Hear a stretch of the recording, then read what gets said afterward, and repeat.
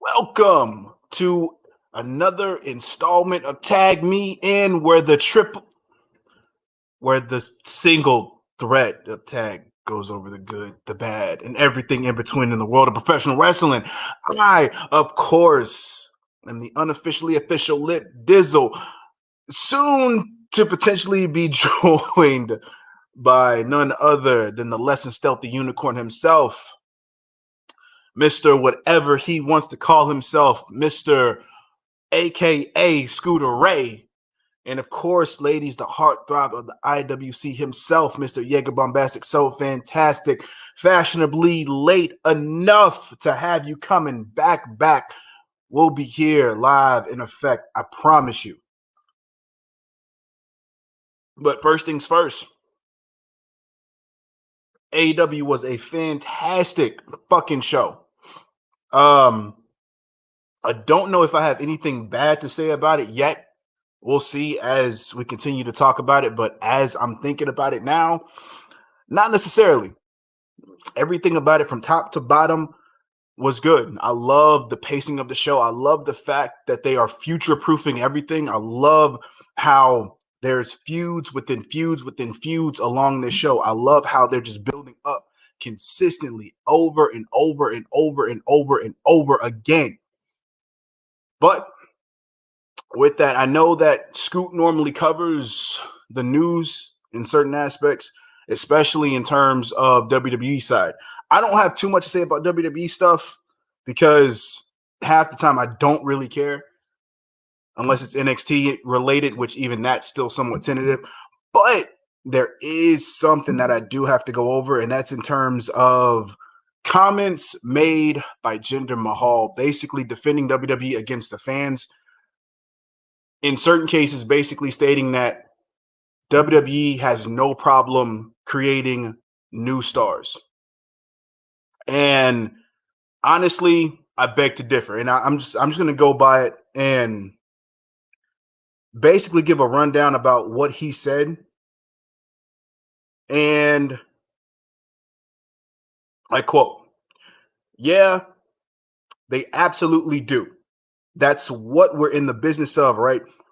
Just being a fan myself. So I grew up first the Hulk Hogan era, then the era of stars came Bret Hart, Shawn Michaels, Undertaker, Mankind, and then new stars came in the next generation, Rock, Stone Cold, and the next generation after that, which, of course, he likes to bring up Randy, Cena, Batista. Oh wait, one sec. Bada bam, bada boom, Scoot in the room. What it do, ladies and gentlemen? Yeah, I had to bring in and say the Mr. AKA himself because we didn't know what you was gonna come with. Oh, well, you know what I'm saying? You know, this is October, right? So, you know, this is usually a special month for a lot of people.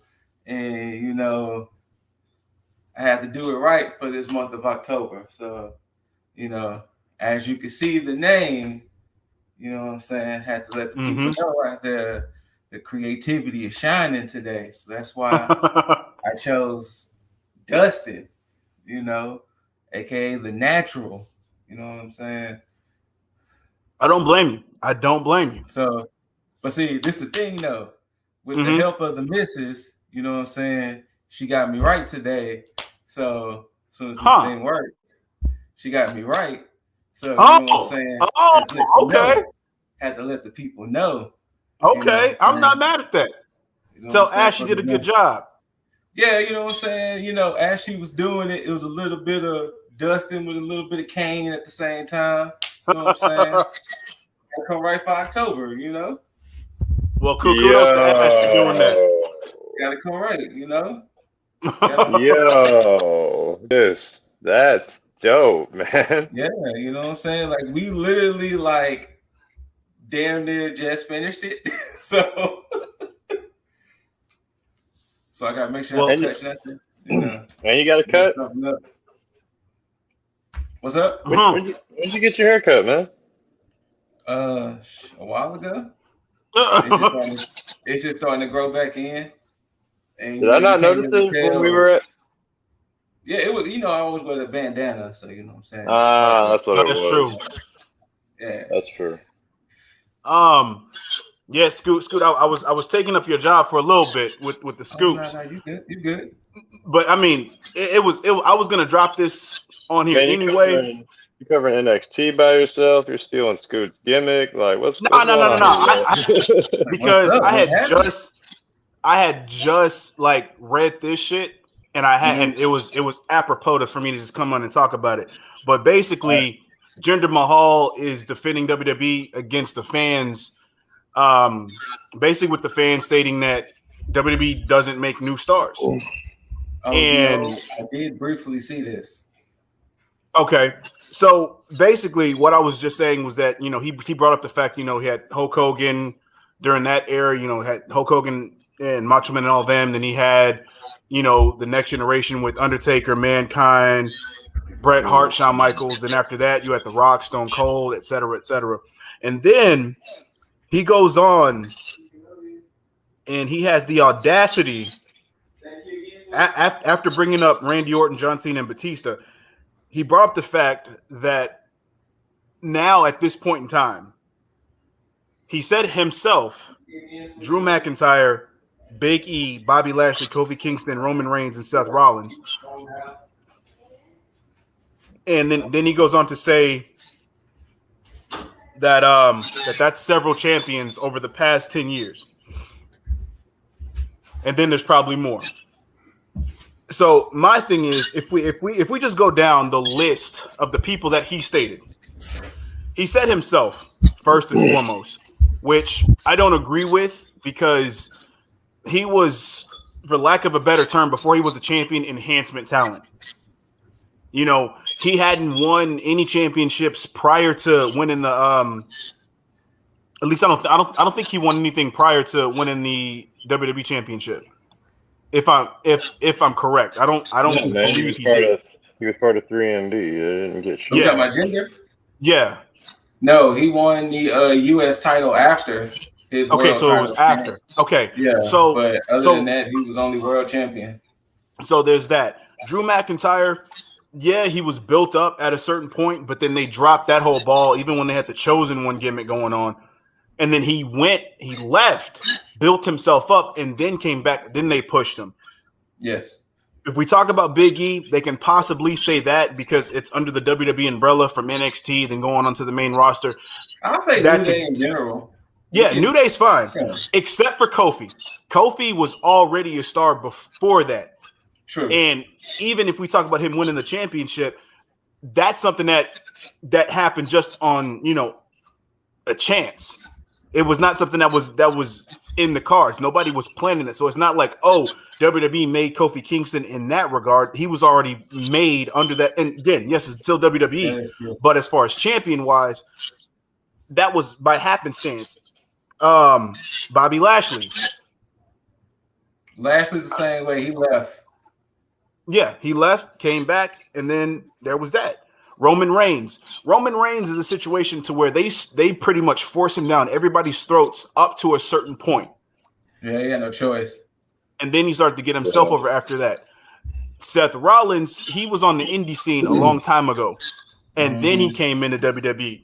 So he's talking about these guys being made. Not so much, because it's that this is where I don't necessarily believe that, because if we even think about that, let's talk about Jinder. How many people can sit here and say Jinder had this match this time? What was his title reign even memorable? Yes and no. Okay, well then let me ask you this then. It's memorable for the wrong reasons. I think I know where you're going. So then let me ask you this. For the wrong reasons. If it wasn't for the whole thing of them going to Saudi Arabia, do you think he would have been a champion? Fuck no. Okay. So yeah, that's one of my main gripes about that. And Drew McIntyre, I don't know if he hadn't left. I mean, granted, he got fired, so I don't. I mean, there's your answer right there. So, Big E, I think Big E would have been a champion eventually. It would have taken a while, but I think the New Day thing kind of helped that along the way with the popularity of the New Day. Yeah, because he even said that being with the New Day kind of got him out of his shell more. So it did. Okay, so then let's go with Bobby Lashley. Bobby Lashley, same thing. He really couldn't talk well, and I think he still has a good body of work in terms of his look, aesthetically, and in-ring stuff is perfectly fine. But as far as promo-wise, I don't think WWE would have pushed him without MVP. That's a fair thing to say. I'm not gonna lie. It is very fair because I mean, look what happened with him and Leo. You know, it seemed like it could have went somewhere, but then it was like no. But then all of a sudden, he became a new guy. Apparently, whenever he got with MVP, so obviously Bobby just turned around and just boom became somebody new when he was with MVP. So I don't know, weird, but hey. But very true. Thing is, too, though, just like how everything else is different with the measuring stick, unfortunately, the measuring stick is different this time around because when we talking about the stars Jinder Mahal is talking about compared to the stars then, yes, these people are stars, but they're nowhere on the levels of Hogan, Savage, Flair, Shawn, Austin, Rock, Cena, Batista, Trips. They're not nowhere near that level. So yeah, they're stars today because the goalpost has changed. It's not the same goalpost anymore. I can agree with that. But at the reason why I agree with that is because that's very true. But in terms of what he's saying, the fact that he even introduced all those names and never even had that caveat in there to be like, okay, well, things have changed along the way. Because he could have easily saved himself and been like, well, it's different because before you had megastars who people paid tickets to go and see. It's not that same thing now. Like nobody's buying tickets to go see Roman Reigns. They just know that he's very entertaining as a heel character, which that brings me to that aspect as well. It wasn't until he did what the fans continue to ask him to, or ask WWE for him to do, that he became as popular as he is now. Yes, absolutely. And with the Kofi thing, Kofi was pretty much already a made man. Like he already had a Hall of Fame worthy career outside of winning the WWE Championship. It's just the fact that now they're more so talking about him because of that accolade. Yes. And then too, like so, if you're looking at today. If we're looking at the stars of today, we're talking about Seth, New Day, Charlotte, Becky, Sasha, Bianca is getting there. Who else? I'm trying to think. Oh, Roman, of course. Even if you're looking at the stars today, like, it's still such a weird thing because you're not seeing them nowhere else. You're only seeing them in this WWE umbrella.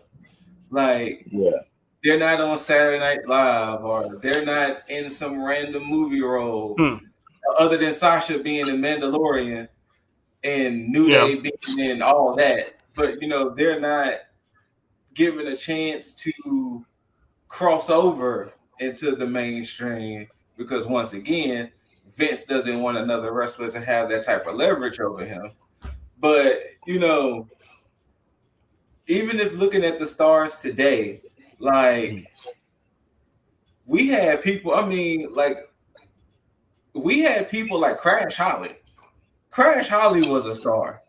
because anything that involved him in that hardcore title was interesting as hell.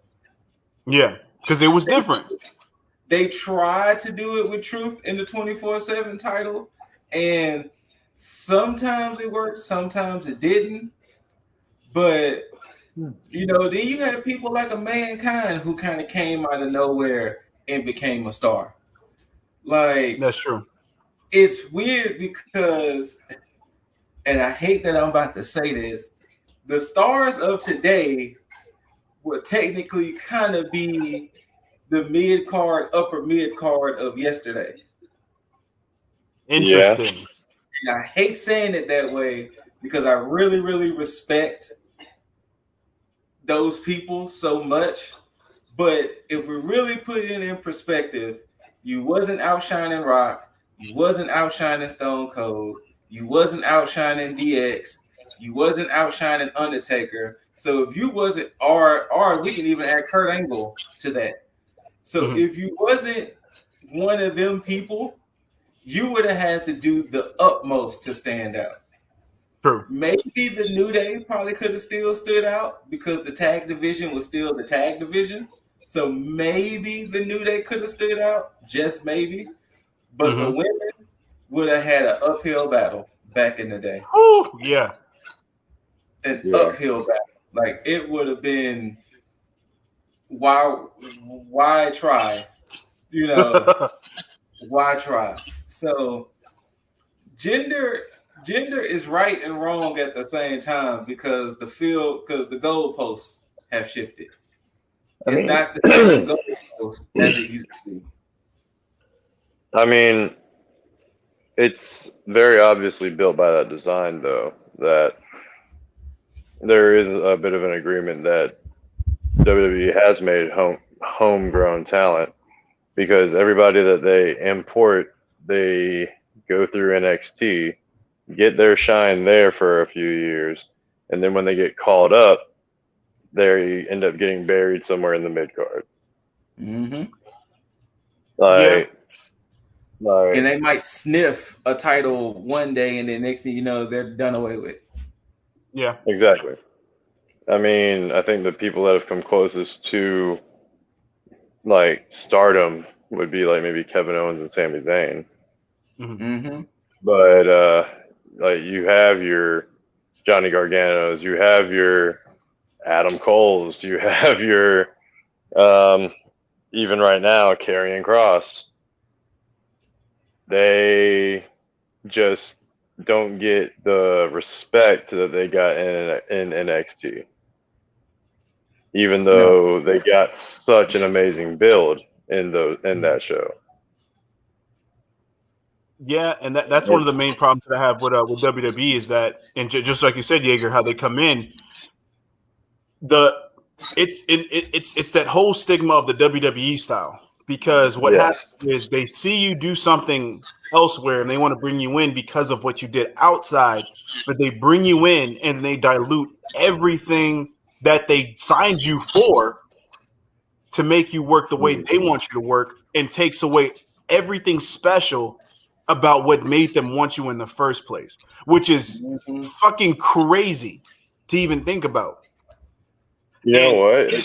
You could almost think of it like an evil scheme because once they go to WWE and then that flame kind of dies out for them because they get so watered down, where else are they going to go? Because every other company is going to, I mean, yes, they have that stardom. Oh, I was in WWE, but they also know that this person has or is willing to downgrade themselves, for lack of a better term, and maybe give up on some creative rights. That's, you know, there's a conspiracy theorist thing about that. If you think about it, like, just if you want to be conspiracy theorists and put your tinfoil hats on, it's almost you can say that they're taking everybody that could take the attention away from WWE, signing them to a contract, diluting them completely, and pushing their own stars while everybody else that was making waves outside of WWE in catering undesirable. Correct. I mean, you know, it was funny because a few weeks ago, Mike was like, Yeah. I don't think WWE could mess Shotzi up if they tried. Yeah. And I had to hit him with a dose of reality. I said, "Did you not see Karrion Kross? Do you not see Ricochet?" Huh? And he was like, "Oh."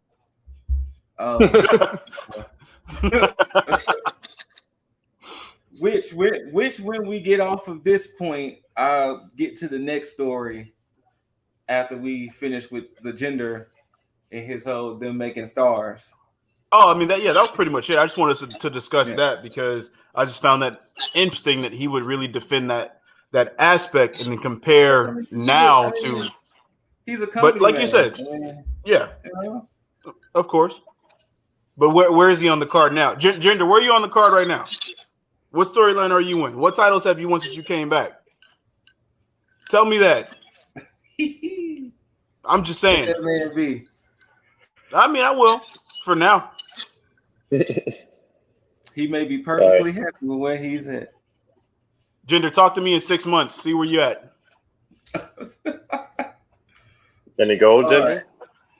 All right, so the WWE draft is officially done and over with, and all this other good shit, right? So per the news I did send y'all, the plan was to split Montez and Angelo. But instead, I think Montez Ford was going to go to Raw, and Angelo Dawkins was going to stay on SmackDown. But they chose to, right, Loki? But instead, they chose to split Mason T-Bar instead. That's who they split in the situation. Now, who the hell? I'm sorry to sidebar, but who the hell is Ivar? I mean, no, Mason T-Bar. Mason T-Bar from Remnants of the Retribution. I'm talking about somebody Ivar else. is one of the Viking Raiders. Yeah. Oh, okay. Eric and Ivar. They didn't split them too, did they? No. Viking Raiders went to SmackDown. I just saw that Ivar was like a single name, and I was like, why is Ivar? They just listed them individually to let you know. Okay. Because they did the same thing with Hit Row and everything.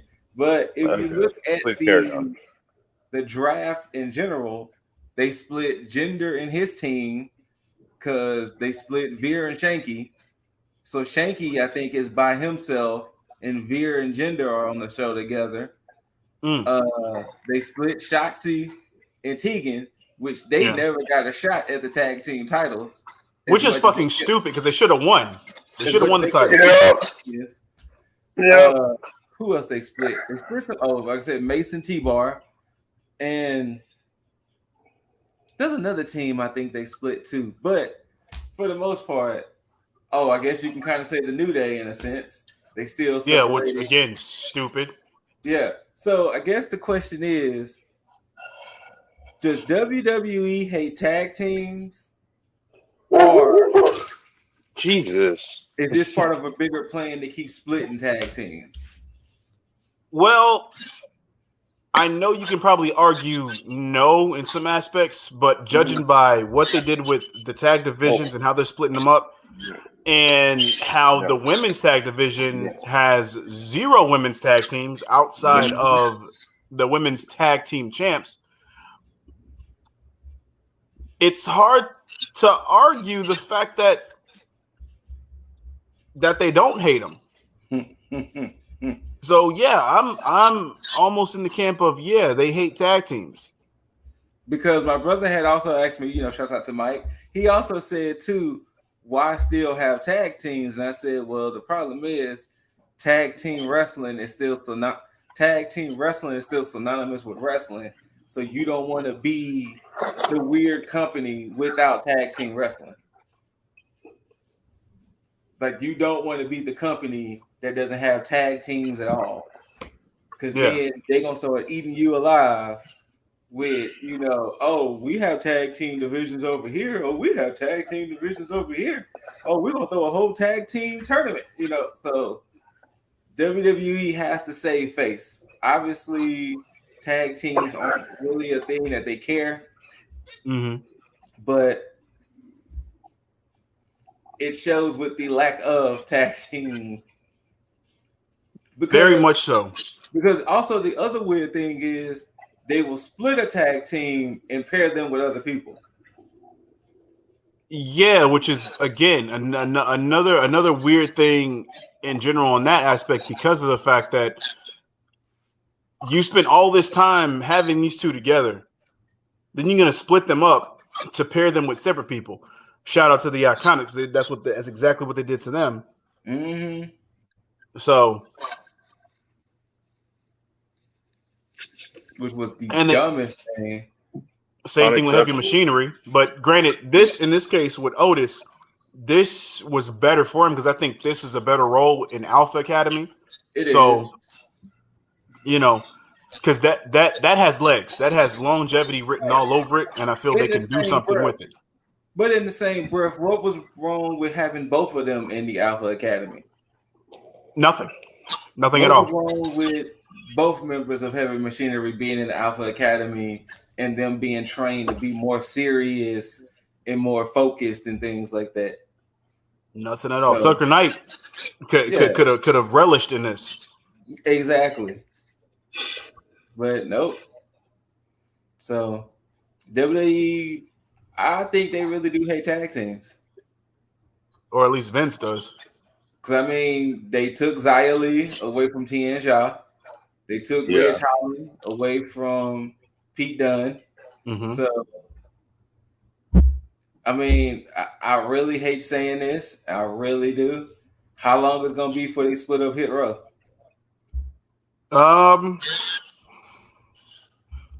Matter of time. Exactly. So, how long will it be before Hit Row gets split up? Especially since they all got called up together. Oh, it ain't gonna be long. I give it to maybe summer of next year. That sounds about right. Unless something happens. Yeah. So we'll definitely see. Yeah. We got anything else on the docket as far as newsworthy shit, Scoot? Oh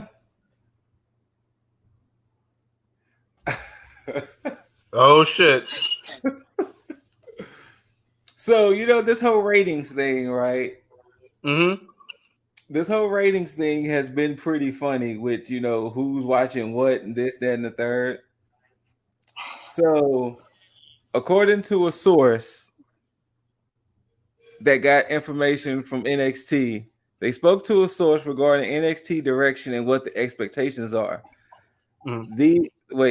This is all to bring a new, younger viewer who is connected with pop culture and trends. Needless to say, the demo numbers are disappointing, but we are hopeful. This is just a bump in the road. No, wait. It's a reason why they specifically said the demo numbers are disappointing. Apparently, the demo that is watching NXT are 64-year-olds. Yo, I'm looking at it now. Yeah, 0.39.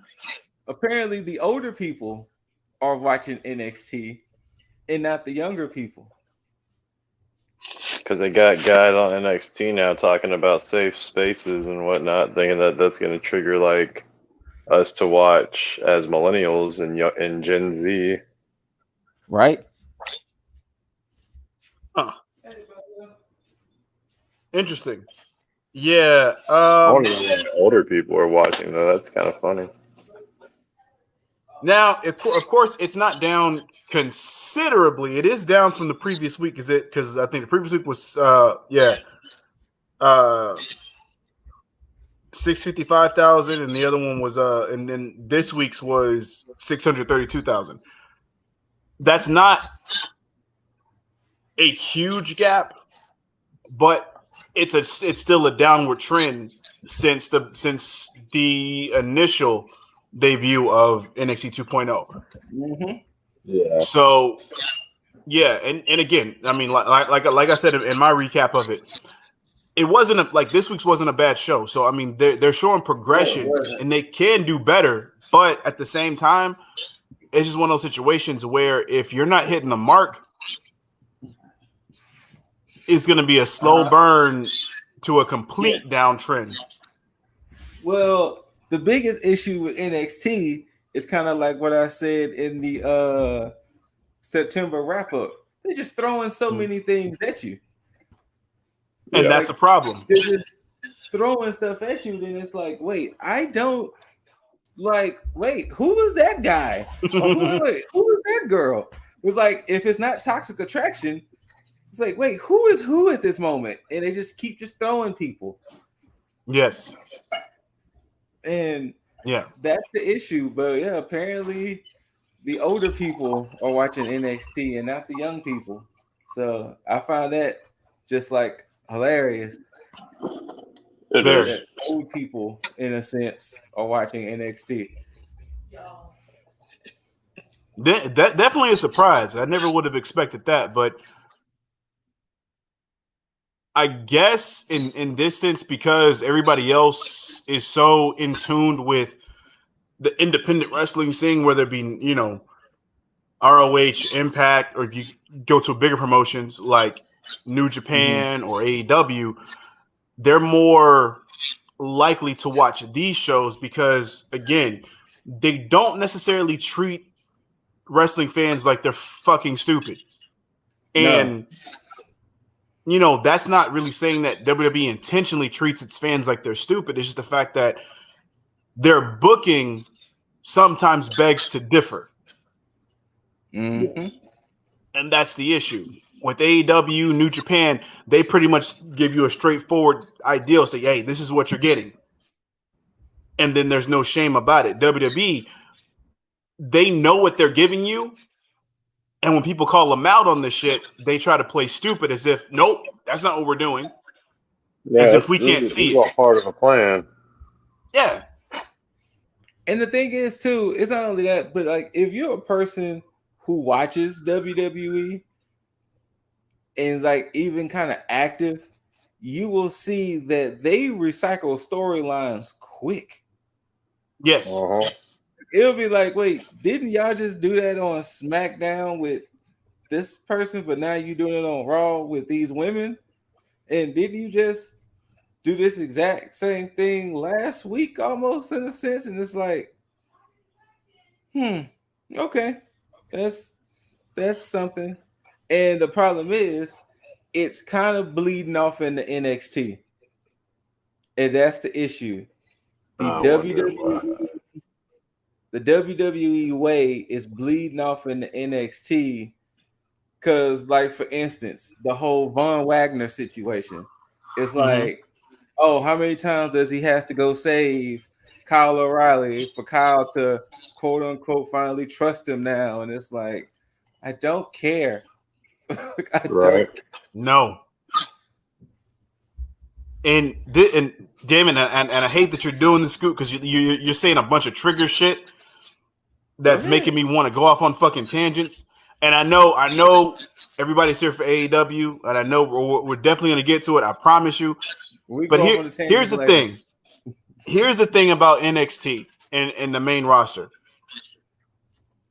NXT, for the longest, had been setting up layups for years to where it's like, we got this storyline built in. You can carry this shit on into the main roster because we got a feud here. We can finish it off here, and then you can go ahead and start them off on the main roster and then bring that shit up. We got a shitload of just storylines and feuds that's been going on that you can easily transition into the main roster because why? We're under the same fucking umbrella. Apparently not. The only person that they actually truly transitioned from NXT to WWE without any modifications was Asuka. Yes. Yeah. And Sami Zayn and Kevin Owens' relationship. And I watched Raw and SmackDown this week because of the whole draft. And like even just watching Raw, it was like you can tell it turned into a whole bunch of, hey, you might see this person 3 or 4 times tonight because we ain't really got shit else. So we're going to just try to make it work. And then like for instance, you're gonna say, hey, we want to do fresh and new storylines, but then you put Edge and Seth on the same show. Yeah. To continue the rivalry. It's like, did you put Bianca and Becky on Raw to continue their rivalry, but you want fresh new things? It's like, fuck out of here. No. Yeah. You're still getting fresh and new because now they're on Raw instead of SmackDown. You're right.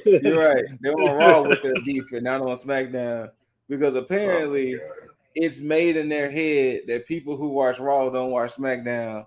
People who watch SmackDown don't watch Raw. I don't know. But yeah. I don't watch either, so I'm not tripping either way. But, that's all the news I really have for now. So if you want to elaborate on something.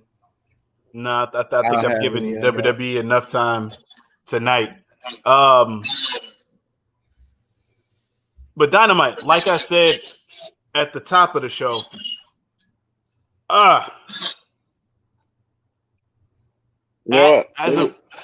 really got it down with 8-man tags. Like they really know how to make 8-man tags like phenomenal, whether it be on Dark Elevation or on the TV with Dynamite and Rampage. So very much so. I will say at the top of this, I have 4 issues with this show. Damn. 4 issues. One of my issues came in this 8-man tag. Okay. Hold on 1 second. Sure. 5 issues. Yeah, well, with this match, I enjoyed it for what it was. I'm glad that they started this off, and I'm glad that they actually prefaced it beforehand by saying that the entrances are going to be live, because there was no question why everybody was in the ring once at the top of the show. So that part was good. The biggest thing that I liked about this match is the fact that it looked and it felt like everybody in this match was having fun. Mm-hmm. Just the whole feel of the entire match just felt like another day at the office, having a good time. This does not feel like work, period. Yes, this match was great. And then I think the whatchamacallit fucked this match up for me. The ref. How in the fuck does the Elite stay in the whole match? Like, the whole time, the Super Elite is just in the ring. Just in there. Countouts are at a referee's discretion. Now, I will say this, that whatever they wanted to call it, that 4-post BT trigger was sexy. But that was that nice little quad BT trigger. But it was just like, fam, ref, kick some people out this damn ring. But I think what happened was, after probably the funniest moment to me, I think there was so much care and concern to that issue that the ref said, whatever, because at a certain point, Marco Stunt was just chilling outside the ring and he was trying to get everybody off of Christian, and we had a child abuse moment. At least it looked like it. And anybody who knows me knows that children crying is fucking hilarious to me. And it shouldn't be, but it's very fucking funny. And I get a kick out of it every time. And the way he looked when he got super kicked was like if somebody went by and just super kicked the kid out of nowhere, undeservedly. And I chuckled very hard. And I rewound it back 3 different times to watch it and laugh about it, to the point to where I forgot that the match was even going on. I know Marco's son is like early 20s, but listen, I think he's like 27. Yeah, he is. Yeah, he is like past mid-20s. My bad. That makes it even more funny. Look, Marco, son, you a grown ass little man. Marco, me and you, we good. But that shit was fucking hilarious. And I'm not going to apologize for it because I got a good laugh out of it.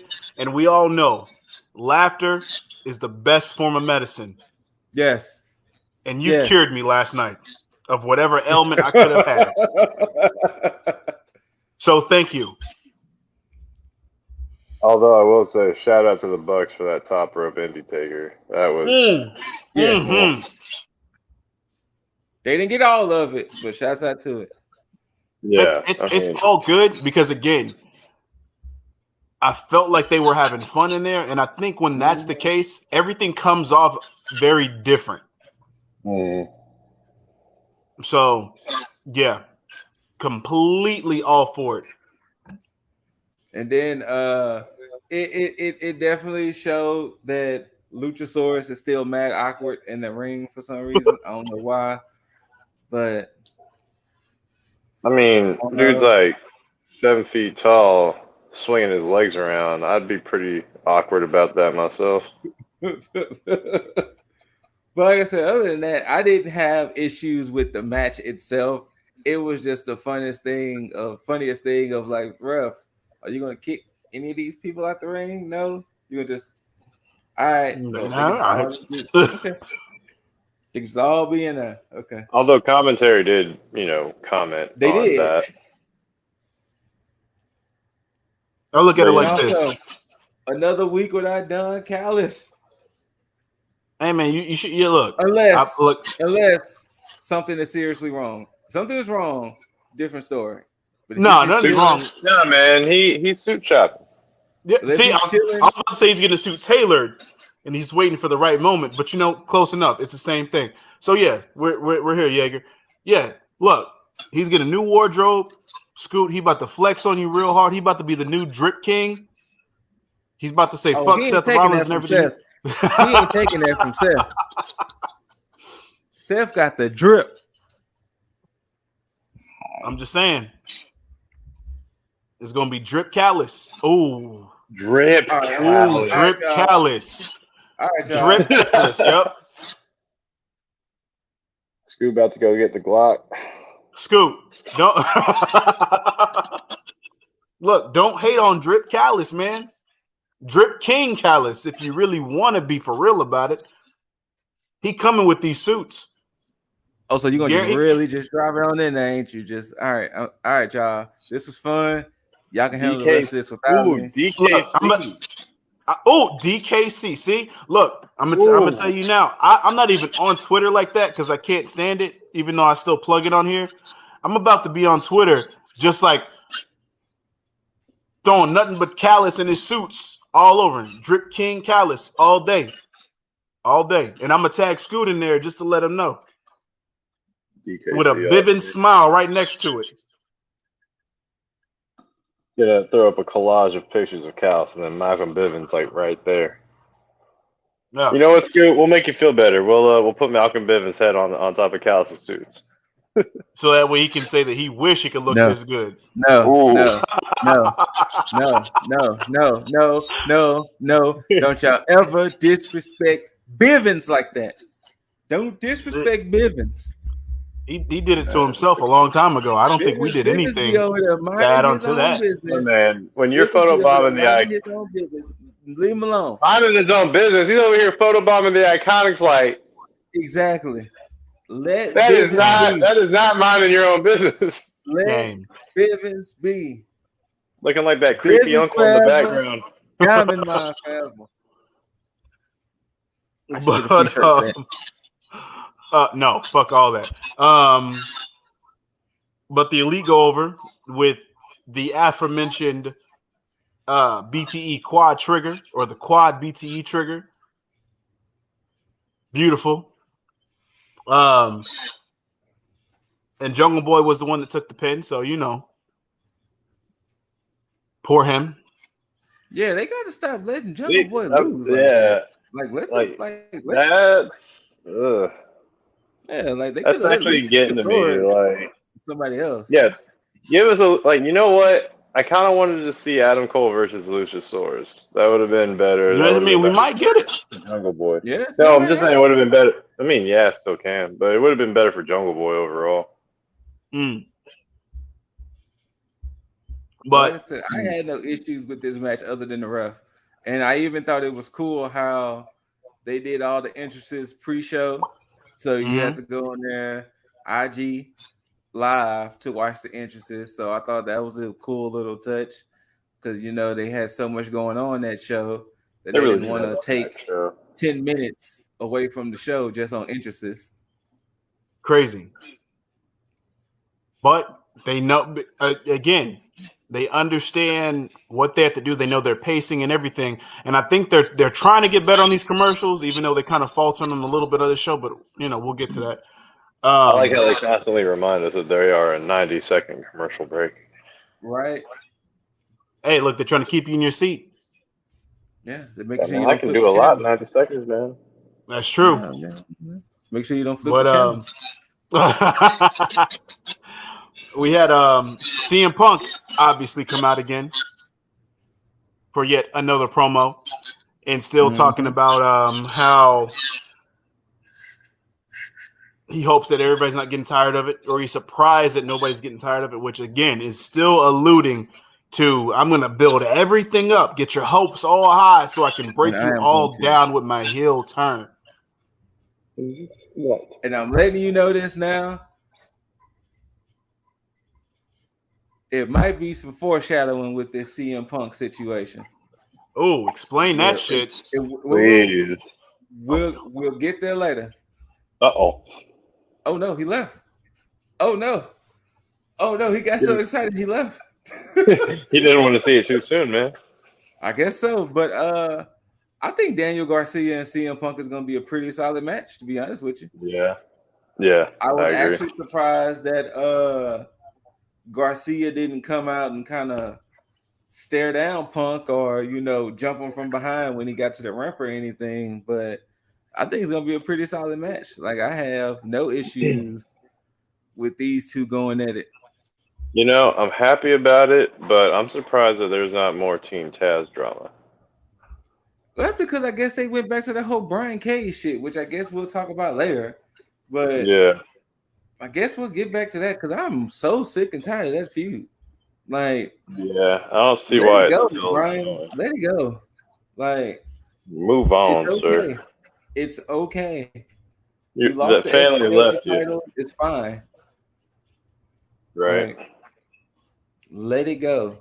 It's not even a sanctioned title. So why did you care so much about this damn FTW champion? Because Ricky took it from him, okay? Of all fucking people. I think he would have been fine if Powerhouse took it from him. Hi. Possibly. Yeah. What, the FTW title? Oh, yeah. There you go. Your excitement levels got that high? They did. So much so I had to grab another drink. Oh, okay. So what is this foreshadowing you mentioned, Scoot? Oh, it'll come later. Well, I love seeing, you know what? He's pulling the CM Punk shit. He's building us up to break the shit all down. Yeah, it'll come later.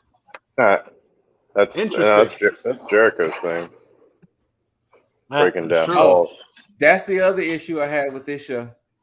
Oh. I just need some direction with it, that's all. Yeah. What, with CM Punk? No. He mentioned Jericho. But we'll get to that too. We'll definitely get to that.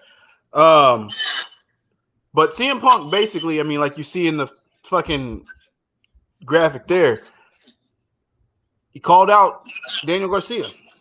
Mm-hmm. Again, we mentioned that this is gonna be a pretty solid match. Oh yeah. No question at all. I do like. Oh, go ahead. No, I'm just I like the fact of, again, the parallels between him and Danielson. is the fact that Daniel Bryan wants to beat everybody he can, and CM Punk wants to build up everybody he can. And it's funny because thinking about it, you would probably see it the other way around based on like the type of demeanors. And I think it's fantastic. And Punk's doing a fantastic job because, again, if this is one of the situations where it's like it's his pseudo face run just to basically build up the whole hype of it to just kill all dreams and get back to the, the pipe bomb Punk that we all know and love. This is a fantastic way to do it because he can sit here and go along the way of just building everybody up, helping whoever he can, and then just get selfish as fuck. Ooh, please.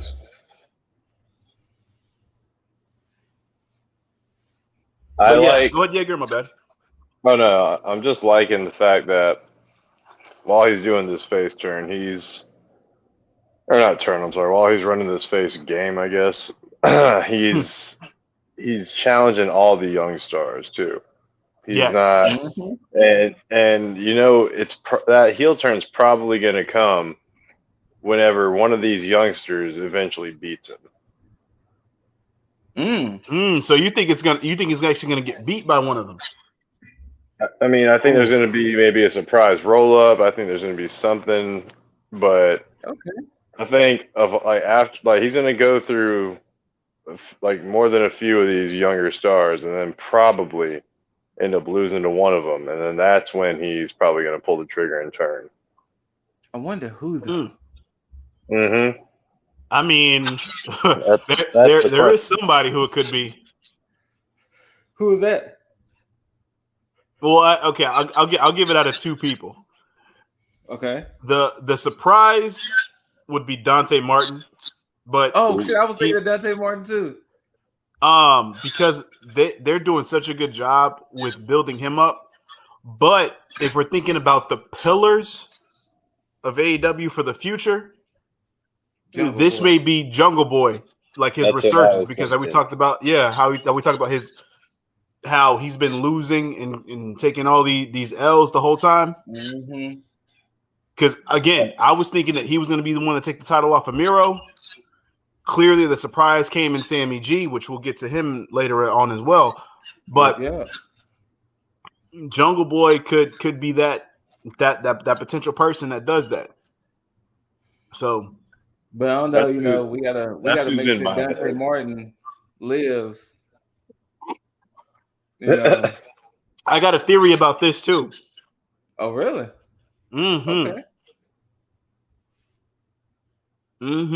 Indeed. And I think it's going to be surprisingly fan-fucking-tastic. Okay. But all right, so let's just keep it rolling so we can get to these theories and shit. Well, so Punk and Daniel Garcia on Rampage. Straight to the point. Punk giving out his Jordans to Mini Orange. Or Tangerine Cassidy. Clementine Cassidy. Ooh, there you go. That actually does have a nice fucking ring to it. Clementine Cassidy. But Clementine Cassidy, there we go. Sounds like and then he walks. Then he walks off. But we get the. Did you pay attention to the walk off though? He was. He was like, which tunnel do I go through? Then he was like, oh yeah, this one. I think that's like the third time he's done that. So now it's at a point to now he's like, yep, I'm being cheeky. I'm teasing what's gonna happen. But from there we get the debut of Bobby Fish in Sammy G's first ever defense of his TNT championship. And yeah, I do believe that Bobby Fish is indeed All Elite. I believe he is signed. Yeah, he's officially signed. They put the graphics up and everything. Oh, yeah, he's there. So, yay. Yeah. Now we just got to get the other two members of the Undisputed Era. It's gonna be a little bit. I know it's gonna be a little bit, especially with O'Reilly. But actually, if anybody's going to be on the chopping block first, I think it would be Kyle O'Reilly. Yeah, you think so? More than likely. Over Roddy, yeah. Yeah. Unfortunately, I can see that. About to say, it wasn't a bad match. This was ending. It was the right amount of time, to be honest. Yeah. You know, it was just the ending. Well, not so much the ending, the after. The after is what. Okay, I'm gonna just skip ahead. Sammy G, Bobby Fish, good match, great match. Sammy G for your first defense. Sammy, you need to holler at the inner circle, my guy. There needs to be some heel work done there. Cause they let you get your ass stomped before. I mean, come on now. Fuego del Sol should not have been the first person out there. I think that was more so to show Bobby Fish's strength. Like to show this is not like a random wash competitor. Yeah. But yes, there definitely should have been Jake Hager or Jericho out there with him. Yeah. My situation with this, and this kind of goes to the moment that Sammy won the TNT Championship, and that's the fact that I think that should have been a complete inner circle celebration once he won. Mm-hmm. You know, especially because of how much they tout about being a family, and you know, this is what it is. It's just pretty much us against everybody else. And I get Fuego coming out there. That makes sense. No problem with that. But everybody else in the locker room, and then you have Proud and Powerful, Santana Ortiz come out, but no Jericho, no Hager when he wins. And then this week, you get it on the opposite spectrum where no Proud and Powerful, but you get Hager and Jericho. Mm-hmm. And then why the fuck did Jericho's music have to hit? Like I don't just run out there. I hate that in every fucking promotion, unless like there's a reason for it. There's like okay, and we'll probably get into it later with Ricky Stark's thing. But if you're not wrestling at night, you don't have to have fucking ring gear on, and your music doesn't have to play if it's a fucking run-in. Those are my gripes. Yes. But yeah, this Dan Lambert thing, I was cool with it at a minimal perspective. Like if you just had Dan Lambert being like the mouthpiece for men of the year, which they don't need, by the way. No, they don't. But if you just wanted to have a heater on that aspect of it, cool. You want to find a way to bring Jorge Masvidal in if he is getting signed by AEW. I don't know if that's true or not. Then cool. But all this extra shit, no. Clearly, anybody that's from American Top Team is going to be able to wipe the floor with the majority of people in AEW. Don't make it seem like it's fucking equal. Hager is the only one. Yeah. Nothing against Jericho, and Bobby Fish would be believable too because he does he does martial arts as well. But I mean, come on. Come on. There's no way that Jericho is going to be able to stand toe-to-toe with Junior Dos Santos. No. So, I mean, come the fuck on. Just stop it. Stop it now. I've seen JDS do some horrible things to his opponents. So no. That damn Judas effect, JDS will look at that and be like, that's it? So I mean, yeah, just come on. Just stop. I have a feeling what's probably gonna happen. JDS will probably have minimum time in the ring. It'll probably be Men of the Year in Inner Circle, and JDS might be in that every now and then. He's probably gonna have very minimum time. But yeah. No, yeah, this was another issue I had with this show, because it was like, all right, and then Dan Lambert, it was like he has to talk. Like, why does he have to talk? I'm cool with him being a heater. He used so much words, like it's just like, fam, just say, hey, we're in Miami next week. Miami's our town. Fight us in Miami, and I'll make sure the BMF champion Jorge Masvidal is there. Like, he had to like say all that extra, like get your point out. And I think that's the downside to them having just like bullet points of what they're supposed to, or what their promo's supposed to be, because they say, hey, we're gonna basically stay along these lines of what we're gonna talk about. Go out and just say whatever. And they get lost in the shuffle of what they're trying to say or what they're trying to stick to, and then they end up running over. So, I just not my thing. But I mean, but again, I'm good with Dan Lambert being a fucking heater. That's fine. Yeah, I'm good with that. Yeah, but all this extra shit with with American Top Team, with them, like with members of them, like Paige Van Zant, JDS. Sorry if I'm forgetting names of everybody else that was there last night. Andre JDS and Jorge Masvidal. Oh wait, Andre Arlovski was there? No, I think he was there last night. Yesterday. Yeah, but he was there prior. True. Because Ethan Page wasn't there yesterday. Really? It was Scorpio. Yeah, no, it wasn't. Huh? Yeah, it was Scorpio. I never never noticed that. Yeah, I noticed that too. I was like, wait, is Paige not there? But yeah, Paige wasn't there yesterday.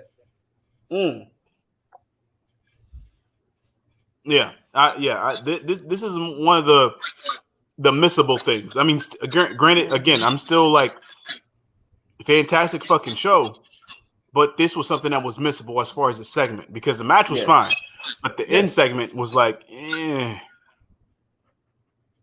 not necessary. From there, we get a segment with Darby Allin, basically reciting the things that a lot of the AEW fans kind of already know, as far as his story with his uncle and why he doesn't drink, why he paints half of his body. Like, I'm glad they added that to anybody that doesn't know or doesn't follow AEW religiously or hasn't been previously before, like COVID and shit like that. So I'm fine, because they still kept this short and sweet, and I like that. In terms of the match, though, don't really care. I'm not gonna lie. I'm gonna put anything Nightmare, anything the Factory in the same boat with the HFO.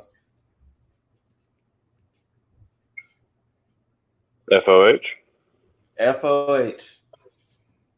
Yeah, and see, and here's the crazy thing about it, is that they actually had a window of where they could have hooked me just a little bit, and that was during the time of when Anthony Ogogo was feuding with Cody, and a little bit after that, because so Anthony Ogogo beating Cody would have been the jump off point, and then QT Marshall, the way he delivers certain promos is still very good, to the point to where it would make me kind of like the Miz in WWE.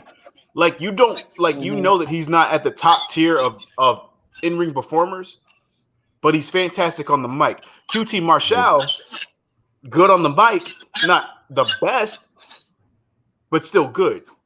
To the point to where I can overlook some of his in-ring stuff and say, you know what?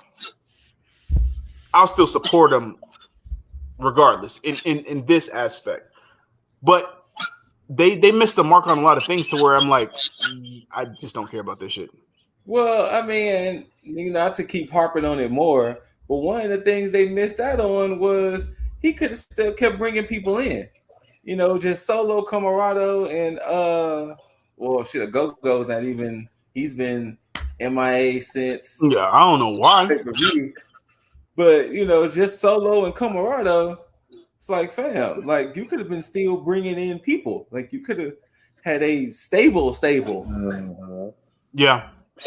Oh, and another quick sidebar, Jaeger, unless you can help us out. What the fuck was that with the gun club? Wait, did I miss something? They been present on Dark and Elevation since that one time you mentioned them? Oh, since that one time where they were just onlooking Paul White's match? No, when they had the promo after that. Yeah, since that promo, how many times have they wrestled since? They've been wrestling on Dark and Elevation. They have been constantly. Okay. I mean, they've been present. They haven't. I wouldn't say they've been constantly. Yeah, especially because like the Paul White match, like they just looked on and were like cheering on Paul White from the stage while Paul White went up against 3 people. Like, I'm not sure. Like, I'm not sure. I guess they're waiting until the trios belts to pull the trigger on the Gun Club and make them a little bit more relevant. But yeah, I didn't really care. And then, you know, QT hitting the cutter on Sting, Sting popping back up and was like, fam, what the fuck was that? I didn't care. Yes. Well, I guess since we're here on Darby, how do you feel about the beatdown from the masked men? You mean the pinnacle? The very obvious pinnacle. The very obvious pinnacle. It was not the pinnacle. It was not Sean Spears who hit him with a chair. You mean the guy who only uses chairs? It was not. I don't think Sean Spears was there. Hit Darby with a chair. It was not FTR. It was the 2 guys beating him up. Wardlow did not hit a F10. These were masked and mysterious assailants. Yeah. Were there 5 there? Yeah, all 5 were there. Yeah. Sean Spears was there. FTR was there. Yeah. I never it never clicked. But once again, it was not Sean Spears, FTR, Wardlow, and MJF. It was 5 masked dudes. So I get it. In the words of 2 Chainz, no face, no case. I get it. You're right. Jaeger. See, here's the thing. It wasn't the Pinnacle. It was members of the Scootical. No face, no case. Making their debut. Why you gotta do them like that, Scoot? No face, no case. That's how we operate. Now it makes sense why you painted half your face tonight. No face, no case. Because no face, no case. They can't convict you if you only got half your face painted. You weren't even shown. Okay. And now you're making fun of Darby Allin. In the limo, guys. That's I'm not making fun because I'm actually am inspired by Dustin this week. But you know, like I said, there was no face, no case. So we don't know who these 5 gentlemen that attacked Darby. But how much was that limo, Scoop? Huh? How much was that limo that you were sitting in when they get the beat down to Darby? Huh? You know, as a matter of fact, hold on.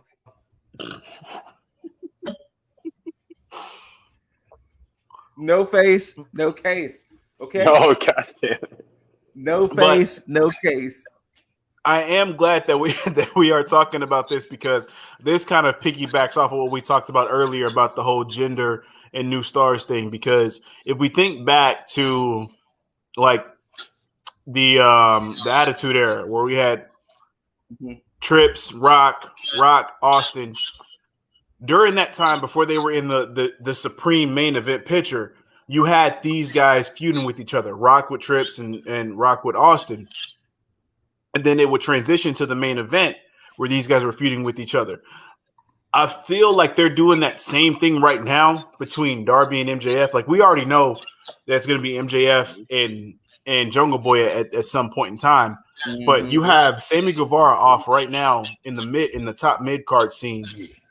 And now you got two of the top guys right now, your main babyface and your main heel, feuding in a pseudo mid-card area right now.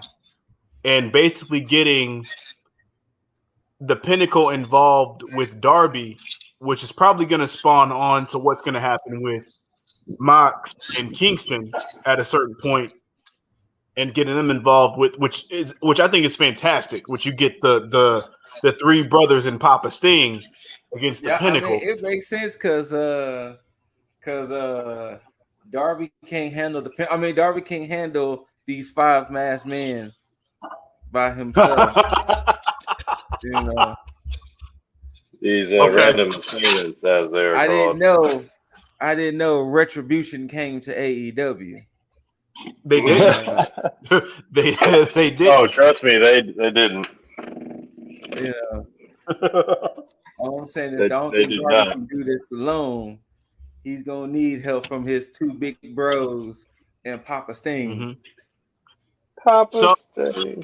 So do we just get the four of them against the Pinnacle / unknown masked assailants, or do we get somebody else integrated into this on the side of Darby? I don't know. That's a good question. If we're involving somebody else, who would you think it would be? That's another good question. Because who? You know what? I don't know. Yeah, because if they do honestly want to push the Varsity Blondes, I think it will be a mixed match between these two, like with having them team up with Darby to go against them. Yeah, because they did such a bang up job with Brian Pillman Jr. and MJF. Oh man, that was a timeless classic. Yeah. So no, yeah, I think they take the handicap. I can see that. They just go. I'm assuming, is Griff Garrison hurt or something? No, he was wrestling on the side, and he made a showing at some local wrestling promotion, and I can't remember what it was. Because if Griff is quote unquote still temporarily out, I can see them adding Brian Pillman Jr. to have an even 5-on-5. Not at all. I just thought about it. Who you Hernandez. got? Hernandez homicide. Huh? Homicide. Hernandez a homicide. Oh, sorry, homicide. My bad. Oh yeah, that would be cool. I can see that. Because that's a perfect shoe-in to fit him into that real quick. Yeah. Especially because he was in that small little piece for the Grand Slam bit that was on Elevation. Yeah, because what I think they're gonna do is they're gonna keep beating up on Darby until the point to where Mox and Kingston are like, all right, no more of this bullshit. We gotta interject in this, because Mox and Kingston are gonna let Darby get his ass beat for a little bit until they intervene. They're gonna be he's a big boy, he can handle himself. Exactly. You done getting beat up. Which again, I love the dynamic of these three, and I love how they built it up from the whole Mox and Darby thing, and then integrated the Kingston and Moxley relationship, and then just said, fuck it, we just gonna mesh them all together because we already know everybody's close, so fuck it, here we go. And then there's Papa Sting. So we shall see. We definitely shall fucking see. The nickname of Papa Sting. And we'll cover both of these things. By the way, Darby beat Camarado, just for the record. But I think they will. But I hope they catch those 5 men who jumped on Darby. Whoever they may be. Whoever they may be. I hope they get caught I mean, it looked like the announce team already knew damn well who they were, but face. Yeah, I'm pretty sure we all know. They're from one of two places: 505 Pinnacle Drive or 506 Scoutical Drive. So no face, no case. Man, they're next door neighbors to you, Scoot. No face, no case. But yeah, these two segments that we had within the show, I know this one came earlier. Dante Martin came out and basically said, "Fuck it, he gonna call out anybody in the locker room." Mm-hmm. Yeah, and he actually delivered this very well because before he couldn't deliver a promo worth of shit, and now good to go. Mm-hmm. At least for this one, I don't know if he's gonna do anything else down the line, but at least right now, I don't think this was the person he was asking for. No, because everything went black, and then we had Malachi Black show up right behind him and deliver a black mask. Yeah, definitely. What's the finisher? And I love it. What's the finisher called? I'm still calling it the Black Mask because that's what they call it in NXT WWE. I don't think they have a name for it now. I mean, well, no. I think Excalibur called it the Black Mask. So I don't think WWE has the rights to that name. So, but yeah, he delivered it, and Dante Martin sold it. And then he got the mic and said, "The House of Black accepts," which I love. Yes, because now it's almost showing that the House of Black is an entity all on its own. Mm-hmm. And it's still more foreshadowing, but I love the fact that they're still building more and more feuds in the best way possible. Because again, Malachi Black could be doing squash matches up and down AEW Dynamite and Rampage, but he's not. In my personal opinion, Malachi Black should not lose no time soon. Yeah, of course not. And the thing is, Dante Martin doesn't lose anything from losing this match either. No. Because he's going to showcase himself in the best way possible anyway. So it's a win-win. Yes, absolutely. And Malachi Black doesn't really hurt anybody from going on a winning streak because, matter of fact, I don't even think that he's even ranked right now. He probably isn't. To be perfectly honest, which it would make sense based on the people that he's been facing. He's only had 4 matches? Cody twice. He had more than 4. Cody twice, Lee Johnson, Dustin. Brock. Oh, yeah, there was Dustin. So 5. Oh, Brock Anderson, yeah. So 5. Okay, so what we're looking at right now. Dante will make 6.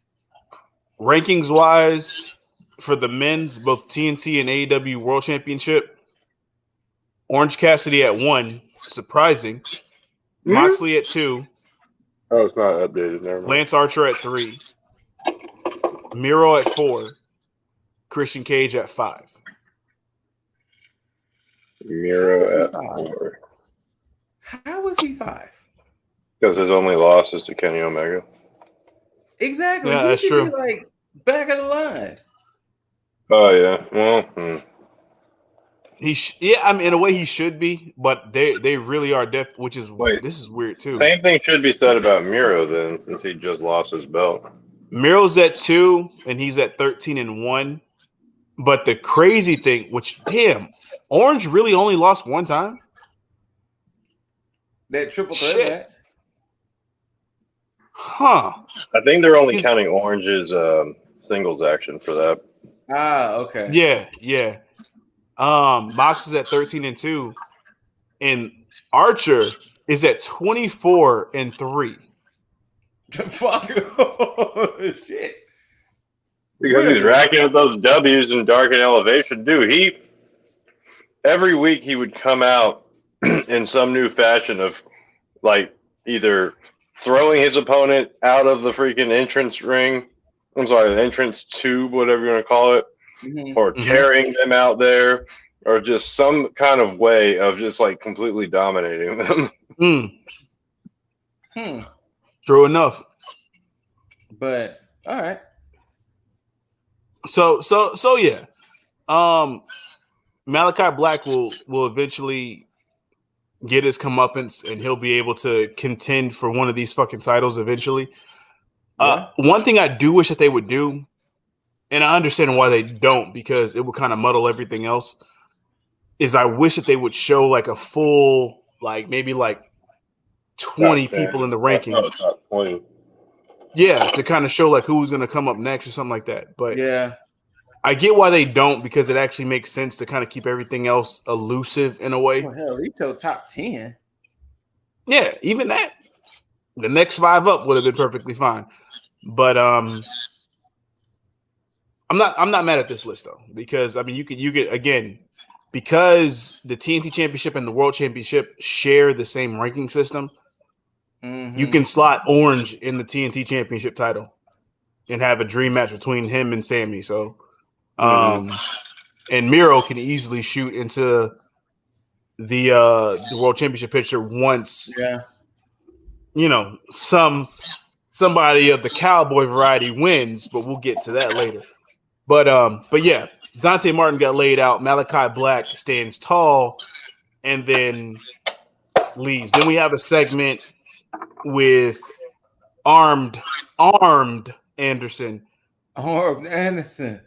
And Cody Rhodes, which Arn was in the backyard of Cody's house, burning his motherfucking jackets. Just burning shit. He literally carried a fucking barrel to the backyard. Just burning stuff. Just to burn some shit. And not giving a fuck. No, not giving a fuck at all, because even Armed had some lines for him. So you got too Hollywood. You heard Cody like, what, you gonna shoot me? Cody with the "you gonna shoot me" bit was hilarious. Armed Anderson. And then Armed with the rebuttal of, what, why don't you just draw a star on your face? Oh, with the dig though. I was like, huh. Oh man. I like Cody's reaction to that. He's like, oh, come on, man. on some real shit. I don't know what has gotten into Armed Anderson lately, but I'm loving it. Oh yeah. I'm loving it. He's fed up with Cody just like we are, man. Like, I'm loving it. It's because of the promo that he had. He was already on to something when he was basically saying everything the fans were saying. But once he got memed, it was like, all right, we taking this to the fucking moon. Shout out to Cameron Grimes. But I don't know if we necessarily get a heel turn, but I can almost guarantee a new attitude. Well, I mean, yeah, new attitude definitely, but he's definitely going to revoke that AEW World Championship clause. Excuse me, I'm actually surprised it's still in effect. Me too, but consistency. I'm glad that they stuck to their word.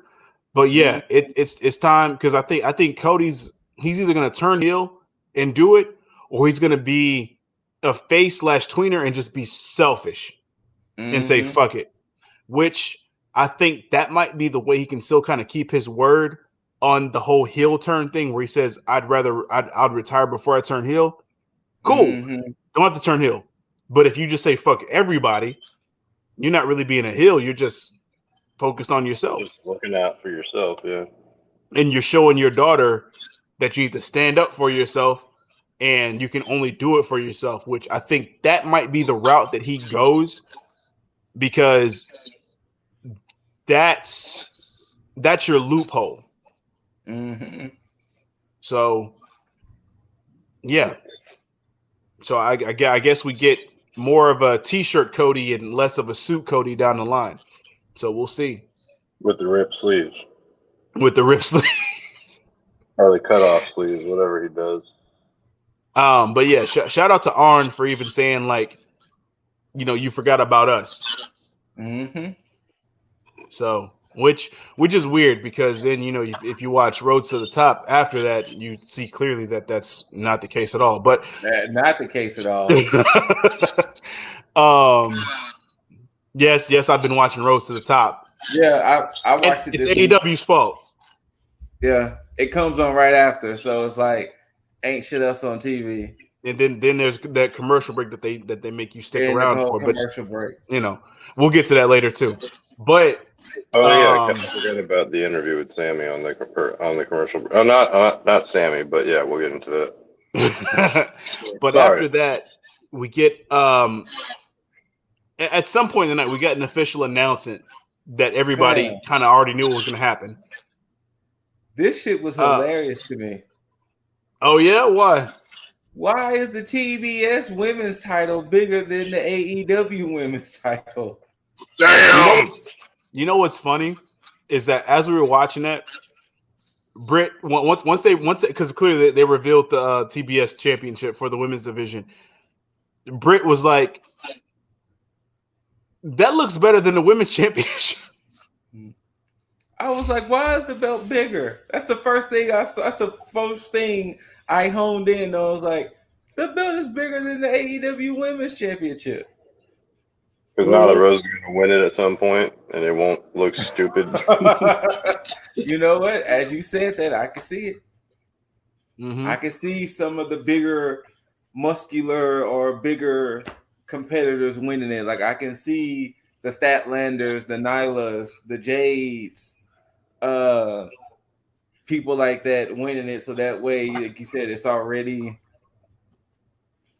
accommodating, I guess, in a sense. Okay, now here's the thing, and I know they're going to end up adding this, just like they did the men's world championship and the TT championship. I'm pretty sure they're going to put the TBS championship in the same rankings as the women's world championship. Yes. Mm-hmm. Because did they say how many women's in this tournament? Not yet, because the tournament's not until January. Oh, word? Yeah, they. I literally thought this was sooner. No, I thought the tournament was happening sooner, and then the championship match is going to be in January. During the Serena and Shida match, they said that the tournament wasn't until January. I thought the finals was going to be. That's what I was thinking. Show, but apparently the tournament is not until January. Okay, so that kind of takes away everything else that I was about to say, because I was honestly going to be like, well, how come all the women in the top 5 aren't in this tournament? So automatically being it, yeah, exactly. So that kind of changes it a little bit. So that's cool. I was hoping that it would have been sooner. Me too. But it made sense for the tournament to conclude. Was it January 5th? Their first episode on TBS. The finals would have been on TBS to crown, which definitely would have made sense. Yeah, to crown a new champion on TBS. But because so far we have Sky Blue, Ruby Soho, Jade Cargill, Thunder Rosa.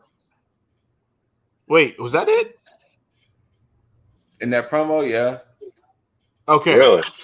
Yeah. So basically, just 3 women who talked about it in that promo. Oh, okay. and Dr. Baker had mentioned something about it. Which is a good thing on her end, because and this is where, even though there's criticism between like the sizes of the 2 titles, this in itself spoke to me immediately, because when you talk about the whole phrasing of the title doesn't make the man makes the title. Mm-hmm. I felt like they made that title bigger for a reason. And Dr. Britt Baker's promo after that made even more sense, because she automatically belittled that title and basically stated, hey, okay, good. I'm glad the title's here, because now all these other women can stop coming for my stuff and start fighting for that shit over there and leave me alone. Mm-hmm. almost like, okay, yeah, I'm gonna eat this main course. You can get these table scraps on that end. Have fun. I like that. Fantastic heel work. Shout out to Britt Baker, fan of the show. Yes. DMD for T.A.G, T.A.G for DMD all day. But I'm fucking over the moon about the TBS title because now, as far as I know, we've talked about it before, I don't think there's been any other promotion that's had a mid-card women's title. I could be wrong. Nope. Again, correct me in the comment section below if I am wrong. Go ahead, Scoop. I don't think Impact has. I don't think, definitely not WWE. WCW never did, so I think they might be one of the first to have a secondary women's title other than a tag title. And I'm prefacing this because I know somebody's going to end up probably saying, like, Women of Wrestling or Stardom or Shimmer, all this other shit. Yeah, those are specifically women's. Yeah, so it makes sense for them to have multiple titles because of, it's an all women's company, so it makes sense for them to have multiple titles. But yeah, but as far as like the major companies, I think this is the first one. Like I said, I guess WWE kind of did it with the women's tag titles, however much you want to count that. But yeah, and my thing is this, is that now with the introduction of this title, AEW is on the precipice of having the best women's division in all of professional wrestling.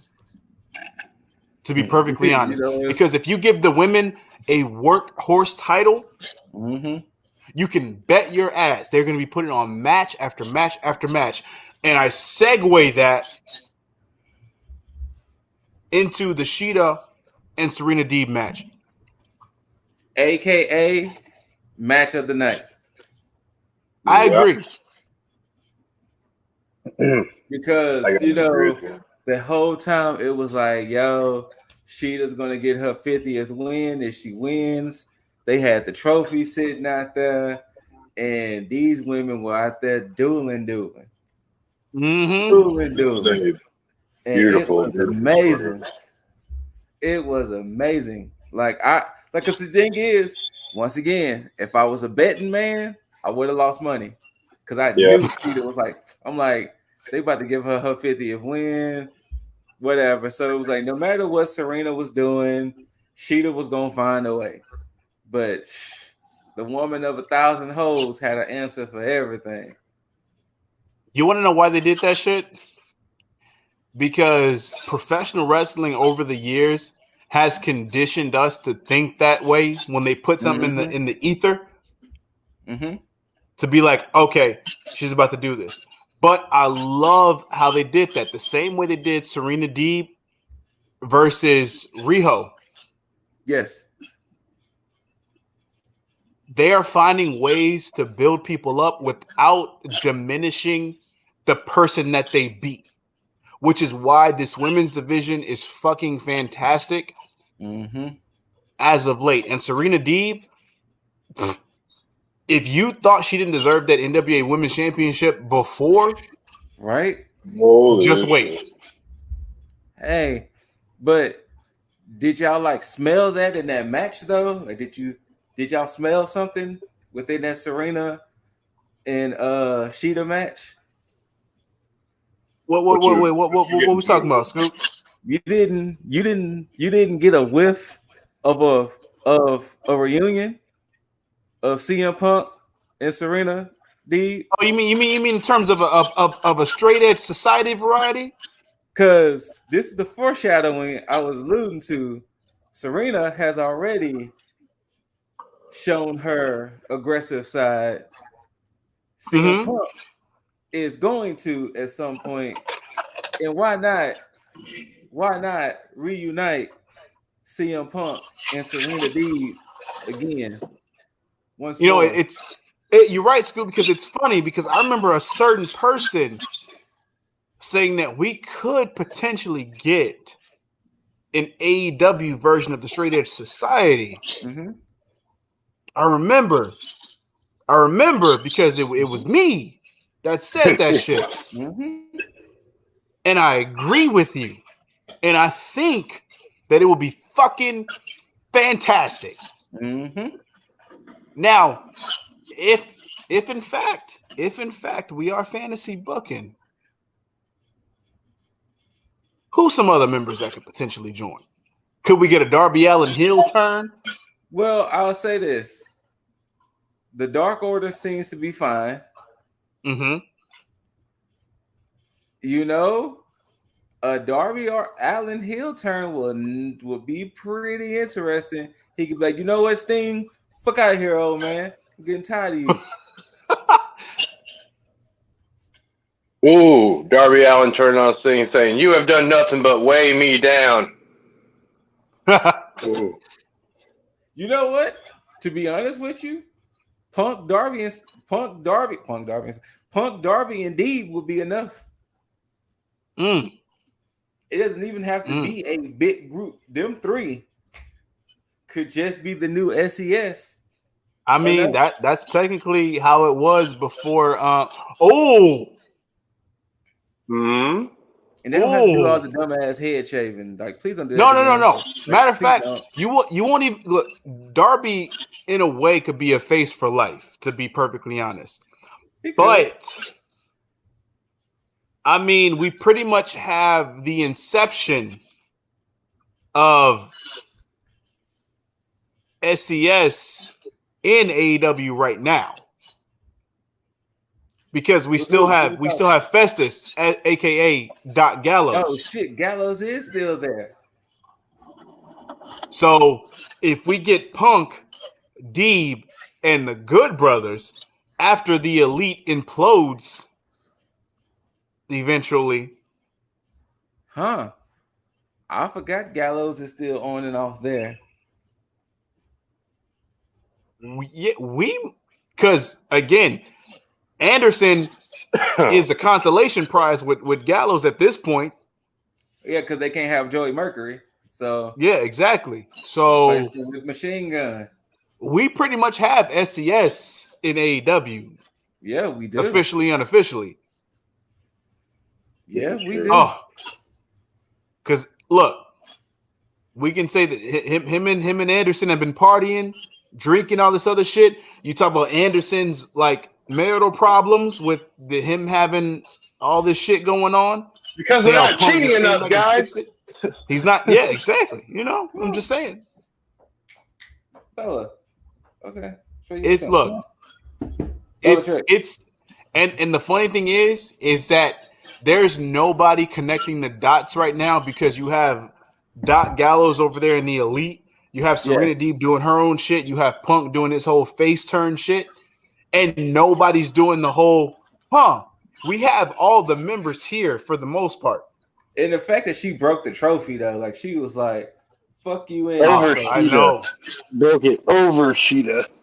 I love that. And I love that she made Sheeta tap. Yes. Yeah. Now, I will say it's going to suck if Sheeta gets her 50th win on Elevation or Dark or some shit like that. But, you know, that was something. Because like I said, if I was a betting man, I would have lost on that one. I think Sheeta's going to get her win. I think she's going to get it on Deeb. I think they're going to have a rematch eventually, and then she'll get that win back. You think they're going to take that long? Well, not long. I think they might build for it. That might be a match for like the pre-show of Full Gear. But you think they're going to take that long for Cheetah to get her 50th win? I mean, because again, I don't think they're going to could affect her mentally. That's true. Because I mean, they were talking about how she was, like she was suffering from an injury anyway. So okay. I think they may write her off for a little bit, and then on Full Gear, or the lead up to Full Gear, they'll talk about her and Deeb having a rematch, and then she'll be getting that back on pay-per-view instead to reward her that on the pre-show. And it takes away from nothing, honestly. Well, then the thing they need to do between now and then is have Deeb on TV more, so she has more presence. Have Deeb on everything, please. Matter of fact, have Deeb throw her hat in for the fucking tournament for the TBS title. Oh, I have no doubt she would be in it. Oh, me neither. I just want her to voice it though. Yeah. Because, matter of fact, we're gonna have, because we've already talked about Jade Cargill and Thunder Rosa, but Chris Statlander, Ty Conti, and Shida are in the rankings as well. And they didn't enter anything. So I was like, I think they're gonna end up building that way. And I think we're gonna have pretty much a rubber match in the tournament between Shida and Deeb. So I think we get that second match at Full Gear, and then we get the rubber match in the tournament. So yeah, I'm down with that. Same, because I think it's going to make it more interesting, because I think we kind of already know who's winning that tournament as it is. It's between two people, to be perfectly honest. Because if it's not, because I mean, again, Thunder Rosa could potentially do anything, but I don't think she's winning this. It's between Jade Cargill and Ruby Soho, because you're either going to keep Jade Cargill undefeated and have this title, or you're going to have Ruby Soho. You're either going to have Jade get defeated by Ruby Soho or Thunder Rosa, because Jade Cargill right now is number 1 in the rankings. So you're either going to have Thunder Rosa take the number 1 spot by beating Jade Cargill, or you're going to have Jade Cargill in the finals against Ruby Soho, and then Ruby Soho beats Jade Cargill, which would still probably catapult Thunder Rosa to the top of the rankings.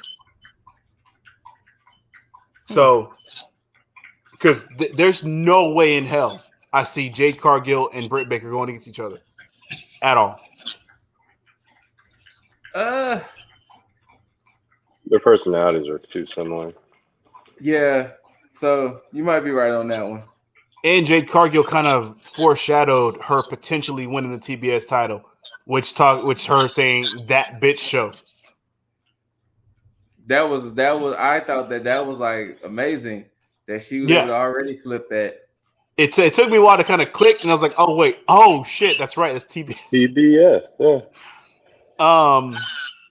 Like I caught that immediately. I was like, I think I said to Ashley, I was like, oh, she should get the belt just off of that. Just off of that, she should get the belt because she was able to, say that. I agree. I was gonna throw Anna Jay's name in the hat in the mix, but I could. I mean, so the thing is, I'm pretty sure every woman who's probably not in the I have a feeling that every woman who's not going to be number 1 contender right away is probably going to be in this tournament. So I can see the Nylas, the Jades, the Statlanders, the Rubies. Sky Blue says she wants to be in it. So I can see a lot of women being in this tournament, depending on how big they want this tournament to be. I can see a lot of women in the tournament. So matter of how many. Come on. We're definitely seeing Red Velvet in that tournament. Oh, Red Velvet too. Yeah, definitely. Hey, Red Velvet. Anyway. What was... So I definitely see a lot of women in this tournament. What was the matter of how long they want it to go before they crown a TBS champion. But I definitely see any woman who's not number 1 contender in this tournament. Yeah, that's true. And this is also going to solve a problem that AEW has in its women's division, because if you have that mid-card title, that workhorse title, it's going to give other women something to strive for and able to showcase themselves other than just being in line waiting for a AEW Women's Championship opportunity. Mm-hmm. They're going to make this tournament as star-studded as possible. I would hope so. Give me a 16-woman tournament. Yeah, you they're got going to make it as star-studded as possible. You're going to have to, because you're going to have to put people onto TBS now. Mm-hmm. Yeah, it's true. So wait, all right, so then let's ask this. Do we think this tournament is going to be strictly on TBS? I don't see why it wouldn't. Hopefully they don't pull that bullshit they did last time with the whole half USA thing. So I hope they keep it strictly on TBS. Let us watch every fucking match, AEW. I think the worst they could do, because obviously they wouldn't do it in Japan, but the worst they could do is maybe have a match or two on Elevation or Dark. That's fine. I could deal with that. Yeah. That's what I'm saying. Like, that's what I'm saying is like probably the worst that they'll do if they're going to not make all these matches on TBS. Like, I could be fine with that. But there's absolutely no reason that all these matches shouldn't be on TBS, because you want to put viewers onto TBS and remind them, hey, Dynamite's on TBS now. True enough. Now another, and I forgot to talk about it during the Dante Martin stuff, but one thing I was alluding to was the Leo Rush stuff. And Leo. I believe that what they might end up doing, because Leo is basically, he's scouting at this point. Now, I don't know how far along Dante Martin's brother is doing. I don't know what his recovery is looking like. But if they want to build Top Fight's longevity and they want to build some type of feud within that, you could have Leo build his own stable with himself, Dante Martin, and Private Party. And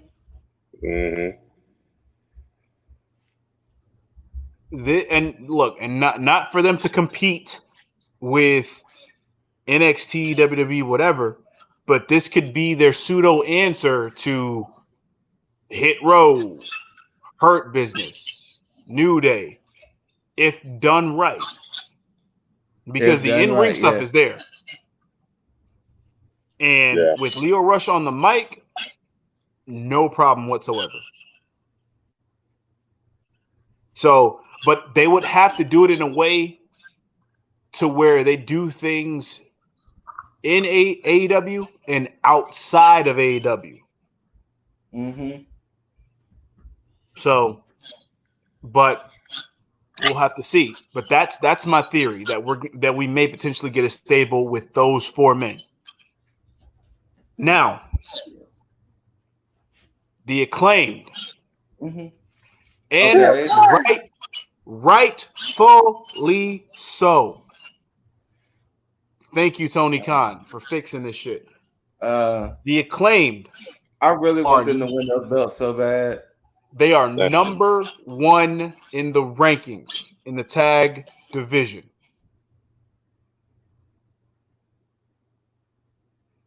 As it should be. Titles, though. They may not.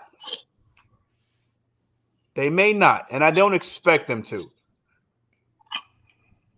Sadly. But at least for right now, some type of justice is being served. So, if they win, fantastic. I don't expect them to, because, again, I still think the Lucha Brothers have 2 defenses before they lose those titles. And I don't think they're gonna go through one hell of a match with the Young Bucks just to lose them automatically. Especially since we just had one title change and another imminent title change at Full Gear. They may lose those titles in December. I think there's going to be a Winners Coming kind of special, and that's where they're going to lose them. And that's what I was thinking too. Yeah. But It would just be so nice if the Acclaimed actually did beat them.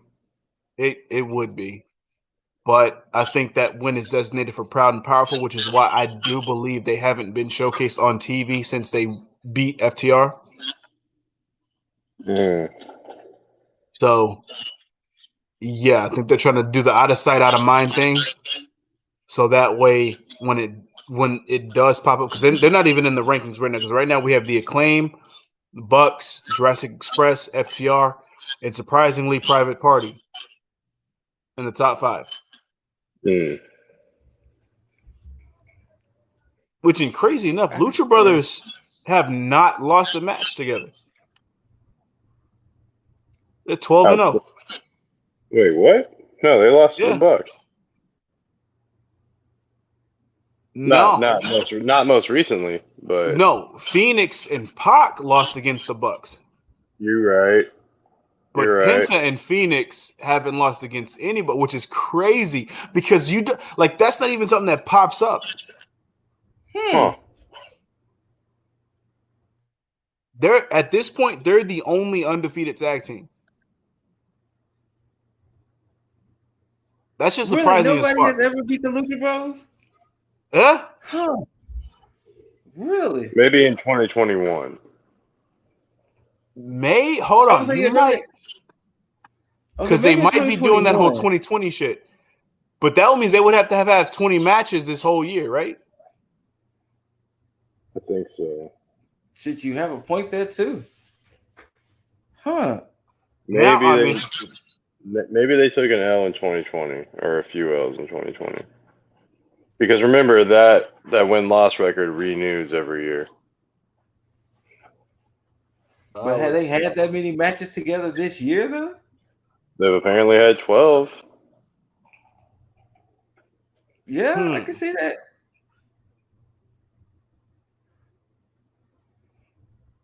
Yeah, I can see at least 12 matches. Yeah.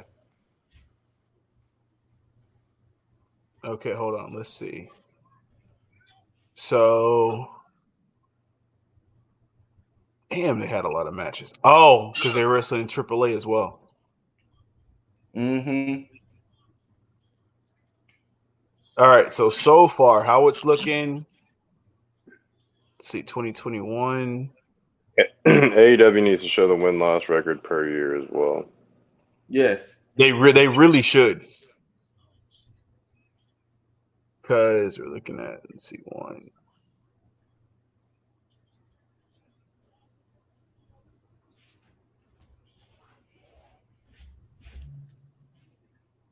Oh, well, damn. No, I think this 12-0 record it might be strictly for 2021, the way that it's looking right now. Because I'm looking at Rampage and Dynamite. Oh, wait, hold on. Never mind. Hold on. Because they actually have 6-man tags on here as well. Fuck you for that website.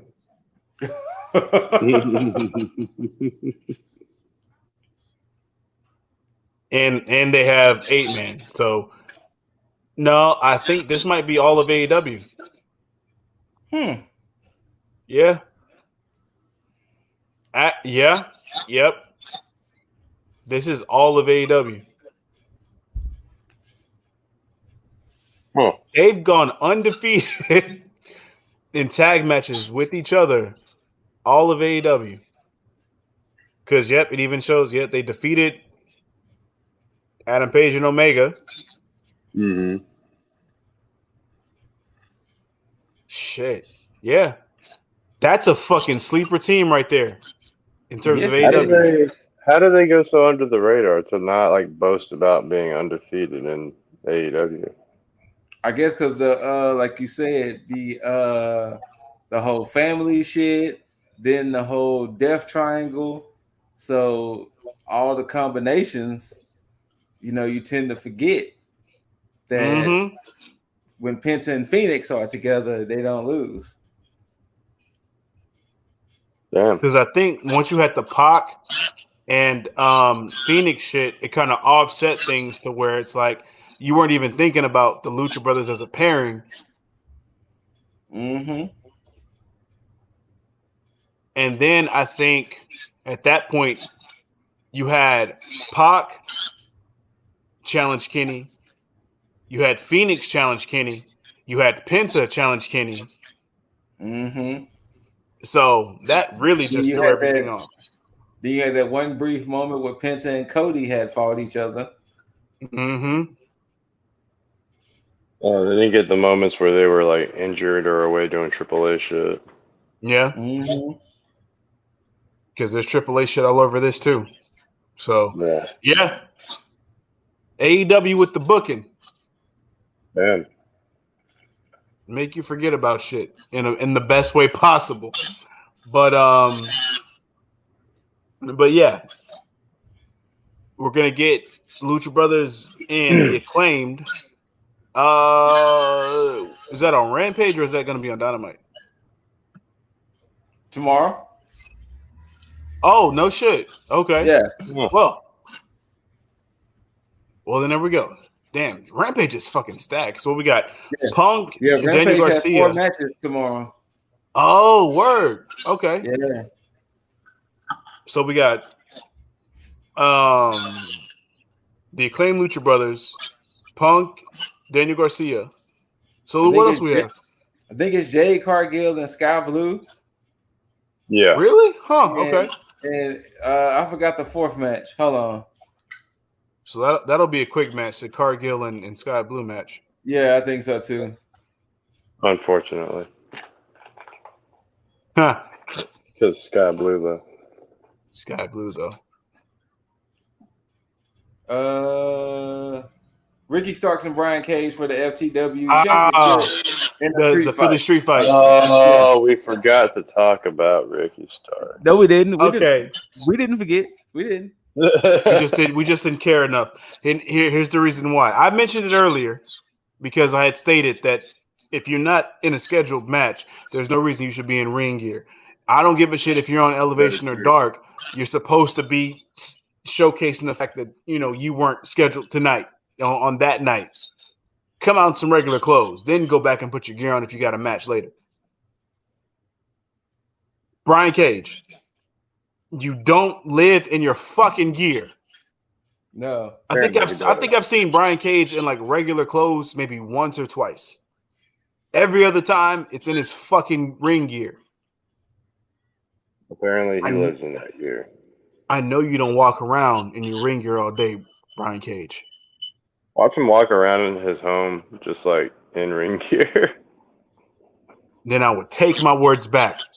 But as Can of you right imagine now, breaking into somebody's house and they're just like in full on ring gear? It would be fucking weird. I would, if I was a person trying to break into somebody's house and like the person shows up in ring gear, like they turn that corner and they're in full on ring gear, I don't know if I would either be like shocked or just like bust out laughing. Just like what? We got a rep here too. Like ring the fucking bell. Jesus. No. I couldn't. No. I don't even want to imagine it. I just got to tell Brian one thing. Find some casuals, man. Stop it. Stop it. Don't let me catch you in that ring gear no more unless you got a goddamn match. You heard me. This is why Brian Cage doesn't go to WWE, because he can't get out of his ring gear. Right? They might appreciate it because that WWE does that shit all the fucking time. Right. Run out. Hold on. We got to play your music real quick. Now run out with your ring gear. So we can make a tag team match, player. Oh, God. You know what? Just for that, you just scheduled yourself a match with The Undertaker. There you go. Holla, holla. Anyways. Holla, holla. But, of course, out of all that extra shit out the way, we got the main event, which was the Casino ladder match. It was shorter than expected, for me at least, and I did very sweet. Exactly. I know. They gave us everything we needed. They did. They did. Because we got Pac and Cassidy in the very beginning to kind of refuel that feud for a little bit. Wait, guys! Before we get to something here, I'm sending y'all something on Instagram, and interesting. I just want y'all to take a look at this because it has to deal with Daniel Garcia. Oh, I might lose y'all for a second. Am I supposed to?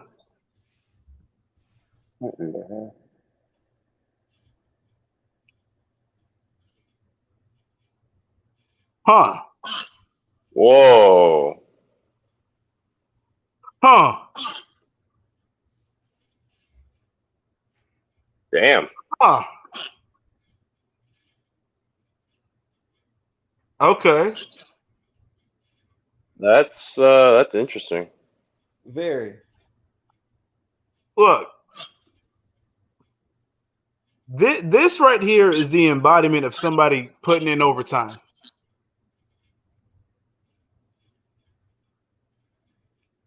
Daniel Garcia clearly wants to build up his resume. And for those of you who are wondering what the fuck we're talking about, CM Punk on Rampage. Alex I'm Shelley. not sure. Oh, we have Alex Shelley on the 8th, which that's the same Well, Rampage was recorded. Rampage was recorded. Oh, that's right. Last night. Yeah. Pre-recorded. Okay, so yeah. So from there, yeah. So then basically tomorrow, Alex Shelley. And it looks like, I guess the 9th, it's going to be Minoru Suzuki. And then the 10th, Davey Richards. So he's going.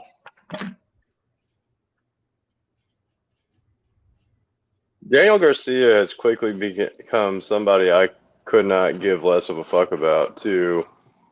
All right, man, you're putting in work, right? Look, as of right now, I don't know who's going to take that title off of Sammy Guevara, but what it's going to end up turning to is going to end up being Daniel Garcia. It's a possibility. Daniel Garcia may be the one to take that title off of Sammy Guevara. Because, again, I've already stated that we're going to end up having a lot of TNT Championship title reigns in the year of 2022. Yeah. Because people are going to be showcasing what the fuck. And right here is a fucking resume that says, yo, put some gold on me. Yeah. Like I'm working. Clearly, because that shit, and I want to watch every one of these fucking matches. Yeah. And I will. Especially that Suzuki match. I will try my best to find them. Oh, that's not going to be a problem. This is why we have streams. I mean, what? Huh? Huh? Oh, but yeah. But so this the thing, right? With this match in particular, I knew whoever the Joker was going to win because you had 3 different beefs in one match. So I just knew whoever the Joker was going to be the winner. And that's why I had text y'all that Hangman was going to be the Joker because that's the workaround to him getting his title shot again. Absolutely. It had to be. For a minute, I thought, oh, this could be a way to introduce Wyndham. But that would have been It would have been a waste, though, in my opinion. Because it's not necessary. I think exactly. I thought the internet was going to be Buddy. That would have been cool, but again, that wouldn't have been necessary because if you think about him inserting himself into the match, anybody who would have won the Casino Battle Royal would have been a throwaway match for Kenny because nobody would have taken that title off of Kenny. Yeah. That was in that match. Not Orange, definitely not Hardy, not Mox at the moment, not Archer.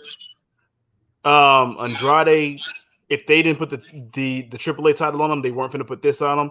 Pac, they haven't built him up to this point to where it's like, oh, he's going to be credible enough to take the title off of him, unless it was like months ago, Pac. So, yeah. And Buddy Murphy, there's definitely no way they would have catapulted him like right to the main event scene, especially over Bryan Danielson. Yeah. Because at this point right now, and it's no disrespect to what they call Buddy Matthews, what they call him now. Matthews, yeah. No disrespect to Buddy Matthews, but he's at this point right now until they do something better with him, a top mid-card act at best. Again, no slight to him. It's just the way that it looks on the landscape right now. So, and there's no way that I could see him like getting ahead of Miro, getting ahead of Malachi Black, et cetera, because these are already established characters. Because he would have got that title shot and lost. Yeah. Oh, absolutely. Yeah. So it would have been a waste. So Hangman is the only one that made sense.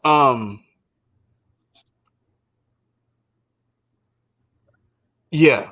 I mean, personally, I've been aiming for Hangman to win this fucking title for the longest. I mean, right?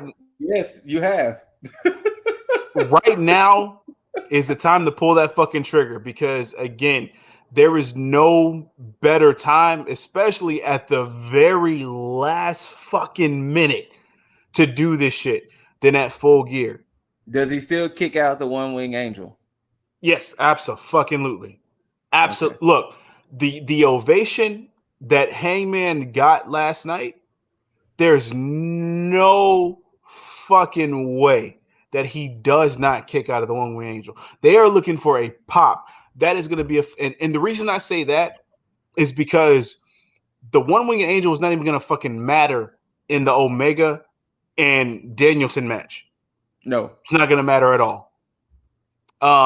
Because what we're going to get is storylines in between that. Omega, and again, I could be wrong, but I'm calling this shit right now. Omega going to lose to Hangman. He's going to feel like the whole elite shit has taken him away from his best bout machine gimmick. And he's going to go in to try to find himself all over again. Now, I don't know if that's either going to be before the Danielson match or after. I'm pretty sure it's going to be before because there's no bigger loss to him than losing the AEW championship. And then to have to go in against possibly one of the greatest professional wrestlers in all of professional wrestling. And then lose that match too? He's either going to have some type of reflection moment to be like, I'm going into this. I need to make sure that I'm at the best or at the top of my game. Or we get him going in and losing to Danielson and then having that resurgence after that. And see, all of this would be beautiful because 3-4. If we take away Cutler, Nakazawa, and the Good Brothers, 3/4 of this group is Mount Rushmore. Yeah, exactly. So Kenny losing the belt at Full Gear, him losing it. Kevin Steen shows up in January. Calls holy hell. The next thing you know, Kenny's on the outs. There you go. Simple. Look, simple as that. And then everything works its way out. Wait a minute. 1 second. Kevin Steen's contract expires in January, right? Yes. Doesn't he still have to wait the 90 days? Nope. I don't, because he will officially ride out here. If they don't fuck him over, he would do the same thing Moxley did. He's able to ride out the contract so he can do whatever right after. Or same thing with Adam Cole, like how Adam Cole was able to show up right then and there. I think the only thing that will happen is the same thing Cole said, was that he might have to wait a week because WWE still might try to do some of the contract negotiations.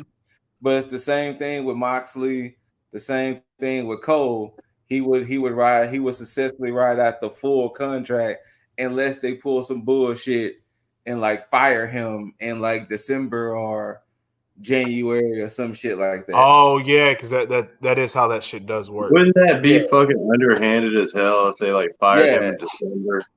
That's what they've done though. That's what I'm saying. That would be fucking ridiculous. Yeah.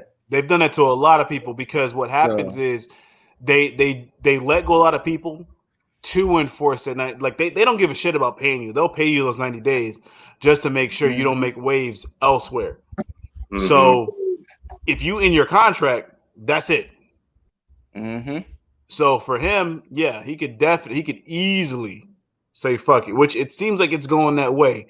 So if hypothetically speaking in terms of this, if we're talking about Kevin Owens being interjected in this, and we've already talked about the SCS, you're talking about the Elite breaking up and spawning off 3 different types of storylines. Kenny with his resurgence, the Bucks and Cole after winning the trios titles, going with Kevin Steen, who starts to basically vie for the AEW or TNT championship.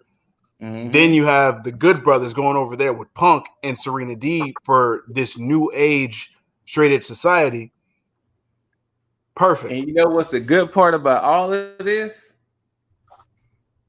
Like, you know what's even great about all of these storylines? What's that? What's that? None of them needs Don Callis.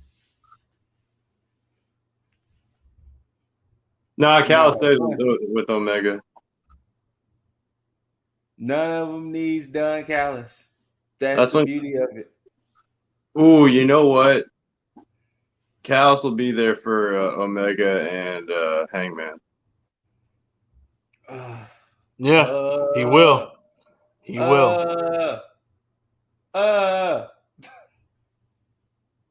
And that is a beautiful thing. No, I'm pretty sure that's a beautiful thing. No. The reason I say that is because look, this is why he's been gone this whole time. Callis is getting these suits ready because on the lead up, because he's been waiting for Hangman to come back so that way he can start making his promos against Hangman, talking his shit, looking good in these suits. In the words of Darth Vader, no. Look, it's all about Drip King Callis, man. I'm just telling you. All right. So everybody, you can find me. It's down there at the bottom. We're gonna go ahead and wrap this up because he keeps calling this man this. So we're gonna go ahead and wrap this up. We'll I don't keep calling him this. It's what has been. It's what has been thrust upon. Yeah, we out. Look, man. Out. Peace. We out. Look, man. DKC is the one for me. All right. Oh God, no. Yeah, it's a good. DKC is the one for me. Etu. What do you mean Etu? That man has been fresh to death for a minute. No, he has not. You know what? Swag is damn near the Scootical level, man. I don't know what to tell you. Oh my God! Don't you? No. I mean, it's not there yet, but I mean, it's above the pinnacle. I'm just saying. Right around the corner. I mean, how can you deny this, man? How can you deny that? Look like a young Michael Bolton. Look at that. Hair flowing in the wind.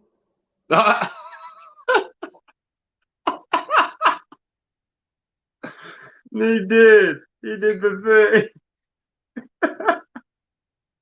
It's crazy. Scoot dipped while Callis dripped. It's crazy. It's crazy. Jaeger died for a second. I'm just saying, but either way, to be like, I know we didn't really jump into the fucking casino ladder match, but I mean, it was already said and done before it even happened. Well, we already knew the Joker was going to win. Let's cover some high spots. Cassidy decided to throw the ladder back out when Pac was putting it in. That was funny.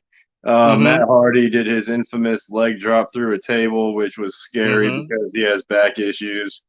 During the commercial break, I had to rewind and watch this because Lance Archer apparently dominated everybody. Which, that's another thing that I was thinking because with the fucking commercial break. Yo, Scoot, welcome back. You dipped while Callis dripped, man. That's crazy. No. I think what had happened was my finger slipped. You know, my finger dipped while Callis dripped because your finger slipped. My finger slipped all the way to the lead studio button. Slipped. Clicked it and slipped to the escape key. Yeah, we got you. Slipped because of the drip, man. I get it. That hair was flowing in the wind. But my bad, Jaeger. We'll get back to it. But the commercial break, that surprised me because Archer wasn't even out yet. Then the commercial break hit, and then he just magically appeared in the fucking ring. Well, yeah, there was like a minute left on the counter when they went to commercial break. I was like, he's gonna show up, or somebody's gonna show up, and like we're gonna not really even pay attention to it. And then by the time I looked up when the show was back on, like on full screen, I was like, "Oh, wait a minute, what did Archer do?" And I had to like rewind and take a look. But after that, we had what else did we have? What was another spot?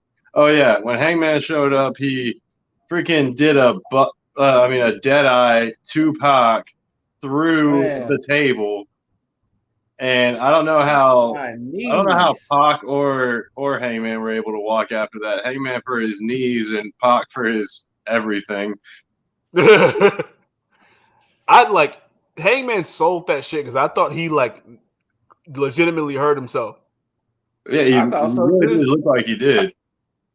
Was it Pac to Andrade or Andrade to Pac where they did that Sunset Bomb? The Sunset Bomb. Oh, that was Andrade to Pac. Yeah, Andrade and to Pac. That was freaking fire. And then Hangman did something to Pac. I want to say on the ladder as well. I would say to me, the whole spot of the night, honestly, was when Hangman came out of nowhere and hit that buckshot on Archer. Oh yeah. That was beautifully timed and beautifully shot. All you get is Archer turning around and then bam, Hangman. It was like, damn. I was like, oh shit, he's all right. All right, we good. But I will say this. Moxley definitely kept trying to play spoiler. Yo, for real. It was like Moxley to the point that Moxley got booed. Yeah. Yes. I was like, Moxley, go on somewhere. This ain't meant for you to win. You know what, though? I think Moxley finally got it when the ghost pushed him off the ladder. Yes. I don't know what that was about, but Moxley just said, all right, fuck it, I'm done. Which I like the way that he sold it because it was very different because it was almost like one of those like late reaction things. It was like, oh shit. Yeah, your punches kind of affected me more than I thought they did. Yeah, like the fatigue set in. Mm-hmm. Yeah, it's like, oh shit, I'm down. So it was a bit different from like how things are normally booked. Like if we see like a ladder match of this variety, to the point to where it's like, okay, I'm cool with that because it wasn't one of those situations where it was like, okay, everybody's going to climb all these fucking ladders and then all of a sudden this person falls off, that person falls off. We have this epic moment here and then we got them climbing up and then grabbing the shit. It was different. It sounds like a different kind of promotion that's done something of that nature. You know what? There may be a little bit of PTSD from some promotions from the New York territory. It's funny. It's funny that they say New York instead of Connecticut. Like, yeah, I know. Connecticut makes more sense. And it's funny because it actually fucking does. Right. But, who are we? Right. But does that make AEW the Jacksonville territory? Yes. In a way. In a way, because Tony Khan is synonymous with Jacksonville for a number of reasons. But yeah.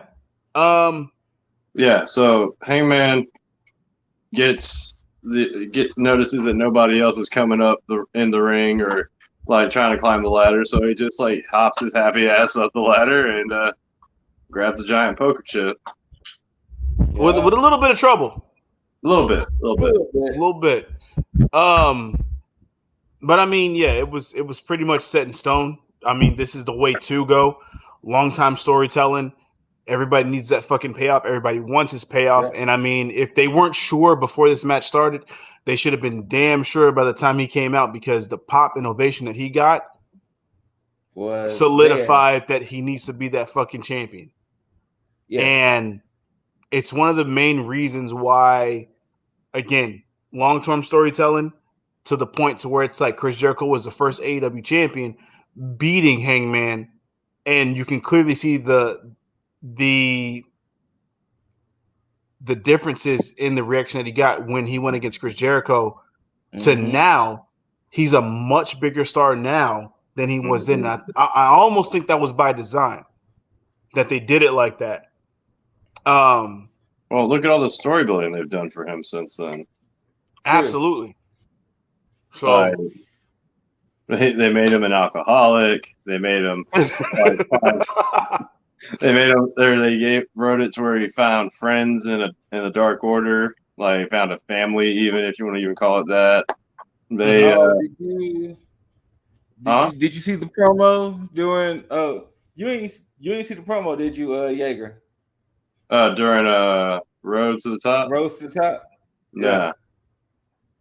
Oh, so after he won, of course, Schiavone was back there interviewing him, and he had multiple beers, and he was like, Schiavone was like, hey, Kenny is still champion.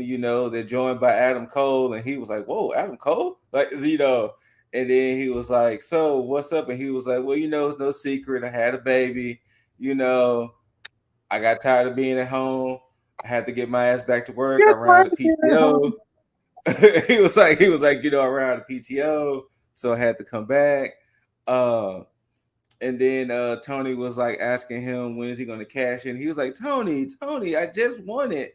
Calm down. You know what I'm saying? Here, have a beer. Let's celebrate. You know what I'm saying? There's some other people I need to go celebrate with too, and everything like that. Relax. And that's basically the gist of the whole interview. Okay. All right. Yeah, the best thing about it that I like is that there was still that previous Hangman where he was still dodging certain questions. Mm-hmm. And I like that they kept that consistent, but he did acknowledge the fact that he did have to go talk to some previous friends. Yes. And stuff like that. So I like that. So that does show growth, but that still shows that there's still some hesitancy in being in this position. So I like that, which means it's gonna mean a lot more when he goes into this match with Omega. Mm-hmm. To kick out of that goddamn one-winged angel. That's gonna be something. I can't imagine the size of this pop. Oh, it's gonna be. I'm gonna say this. Where's Full Gear at again? I forgot. They said Minneapolis, right? Wherever Full Gear is at. If they literally don't blow the roof off when that happens, then throw the whole pay-per-view away. I mean, I got to agree with you there, man. Yes, throw the whole pay-per-view away. Yeah, it's in Minnesota. Yeah, just throw the whole pay-per-view away. If the crowd doesn't go ape shit crazy, throw the whole pay-per-view away. We got it, yeah, in a little bit over a month, November 13th. Mm-hmm. So they got about a good 4 weeks and about 8 shows to help build this shit up. So there is no excuse, even though all of it is right there already. So you know, but this was pretty much AEW Dynamite, and then some extra shit on top of extra shit on top of extra shit in a nutshell. I'll leave it to my bros here.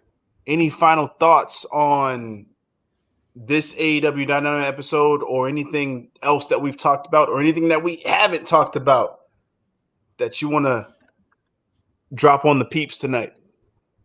Serena Deeb. That's Serena Deeb was like the MVP of the week. Like, I love a good heel, and I love a good heel turn, whatever they want to say for that. She's definitely was my MVP of this week. I'm with that. I'm definitely with that. Yeah. Mm-hmm. Jaeger, what about you? 2 words. Cowboy shit. Hey. Cowboy shit indeed. I was sad they didn't get to pull it off. I was saying I was sad they didn't get to pull it off sooner. Make it for All Out. But looking back on it, I'm sure there's another person that's in this little video who is also a little upset about that. However, looking back on it, hindsight being 2020, I don't know if my heart would have been able to handle that with Adam Cole debuting, with Bryan Danielson debuting, with Ruby Soho debuting. Oh, man. It's okay. The fluff is out the way. We got those debuts. That's done. Yeah. The only thing we got to worry about now at this point is fucking Wyndham Rotunda. But that's not going to get in the way of shit. Because, and you know what? Here's my final thoughts. At Full Gear, I am fully gearing up to get my shit back. Whoa, sir. Those 4 are weeks. all this hostility. A little bit over a month. It's happening. My question is, what if this results in a tie of some sort? Does Scoot keep that monstrosity that he showed us? Oh no, I plan on going balls to the wall like I did last time, and I ended up on the wrong end of the spectrum.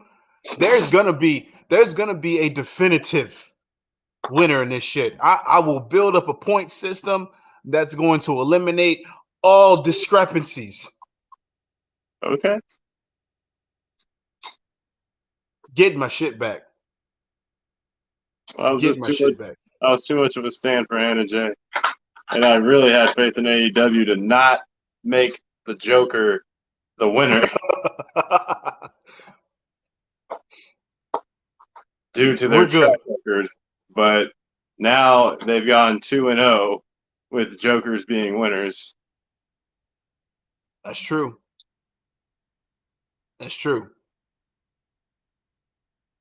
So we'll see how it goes. Yeah, no. Oh, wait, Scoot. See, we can't hear what you're saying, and it's probably for good reason. You know, I said all of that hostility is unnecessary because, to be honest, it was your fault you lost. You chose to go with that wild ass theory, so that was your fault. He does have a point there. Well, That was hold on. 100%. Because the thing was, other than me choosing the Lucha Bros, y'all chose CM Punk. You messed up with that whole Hangman theory. That's because that's what was supposed to happen. I was sticking to the plan like Tony Khan should have stuck to the plan. But I get it. He said, you know what? We're not going to stick to the plan. We're going to have Adam Cole and Bryan Danielson come in and do this shit. That's going to alleviate Hangman having to fuck. Look, nobody told Hangman to go and get his wife pregnant. Hey, look, Hangman, congratulations. Nothing against that shit. I believe in all the good shit. Hey, bring a nice kid into this world. Bring a kid into the next generation of wrestling. Fan-fucking-tastic. But you still fuck me over on this. Now, look, Tony Khan, he had to call an audible. I understand that. I get it. But I was like, you know what? I have faith that they're going to stick to the script, that Hangman isn't going to let me down. Hangman let me down. Unintentionally, intentionally he did. But it's okay. It's okay. I will wear the crown again. And it will be a new crown. It will be a wondiferous crown. Okay. Is it going to be like extra bedazzled or something? It should be. It should be. I need to have it bedazzled and dangling all types of jewelry from it. Mm-hmm.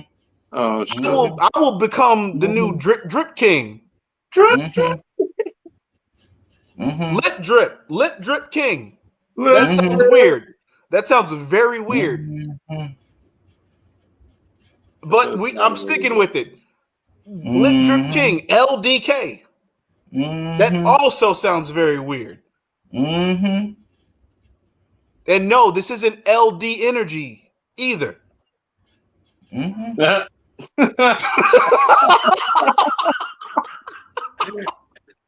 That took me exactly 1 second, but I am. But yes, fully geared to get my shit back. And look, honestly, for those of you who stuck around for the end of this shit, this is what your reward is. You get this fucking banter, and not the ninja banter. Which ninja banter you'll get? What is it? Scoot every Friday, every Saturday. Next Friday we're gonna do another one. Okay, fair enough. So yeah, ninja banter. Look out for that shit as well. But look forward to me winning my crown back at Full Gear. Or winning a new crown. I can't say winning crown back. Winning a new crown at Full Gear. Because the old crown is going into retirement. So, yeah. You holding that is that ring that you keep holding this ring up? Like, is that your thing? Is that something now? Did I miss something? This ring that you're holding up? Is that your... I mean... I've made references to said ring before, so you got some mass assailants to help you keep that ring on that finger. I don't know what y'all keep talking about. I made references to this ring before, and this was my prize for dethroning the king that I was blessed with thy ring, and so okay. I mean, look, get used to it. 4 weeks. You might want to wear it on all 4 fingers. I'm just saying. Just give each finger, a nice little, nice little ring time. And I say 4 fingers because the thumb is not a finger. For those of you who are like, oh, you got 5 fingers. No, the thumb is not considered a finger. But, not a biology lesson here. Either way, regardless of all that bullshit, Jaeger, let these I can't say let these motherfuckers know because that's scoot shit. Let these beautiful ladies of the IWC know where they can find you. Well, I mean, some ladies are motherfuckers, but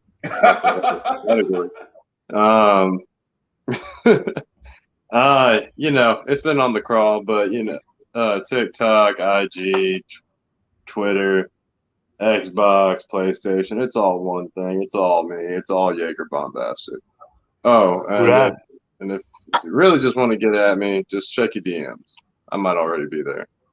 Oh. Spoiler alert for some of you. Waiting on you.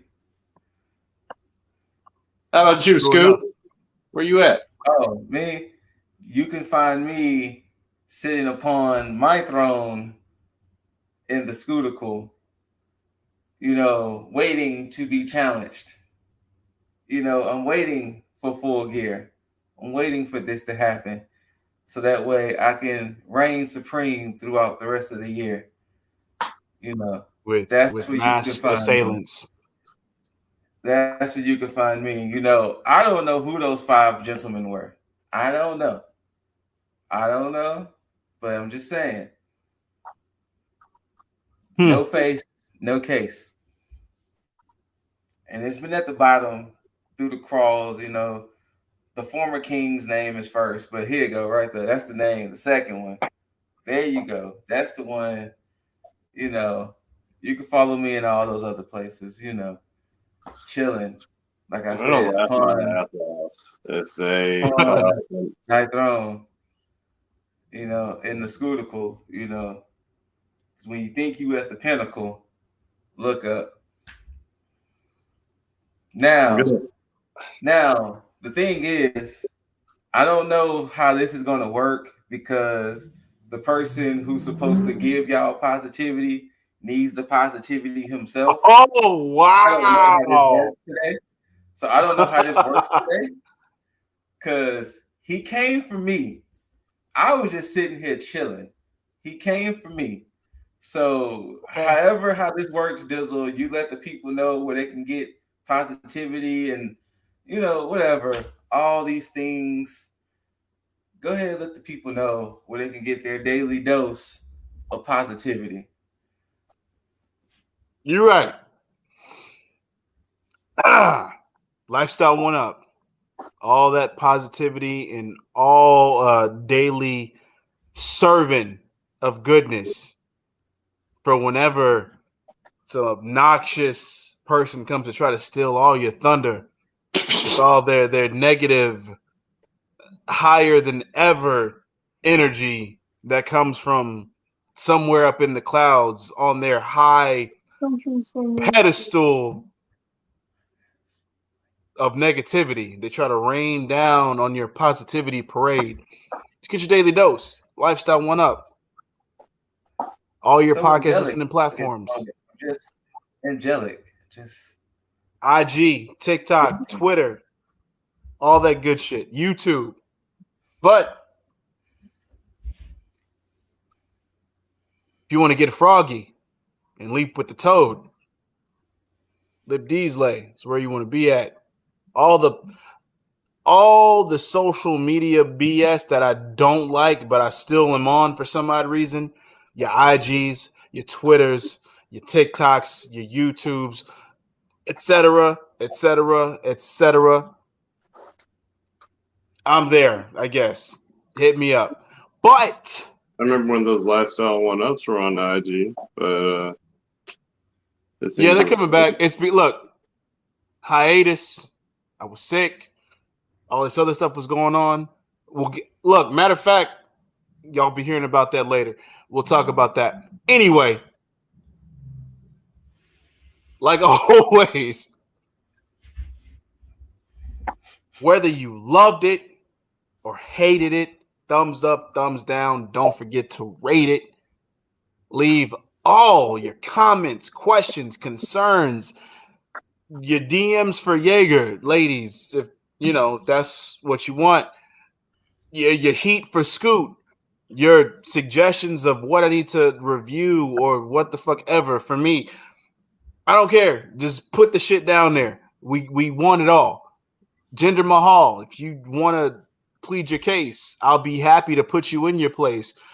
But hit that notification bell for all the updates on your Jaegers After Dark and Elevation, your Scoots Wrestling this month. Scoop Yeah, with the stuff. scoops. Tag me in. stuff. Hot tags. The tag tier list. All the good shit. All the controversial shit that we're going to be dropping down. It's all there. Get the updates for it. But most importantly, mother effing subscribe. Because at the end of the day, support is what matters.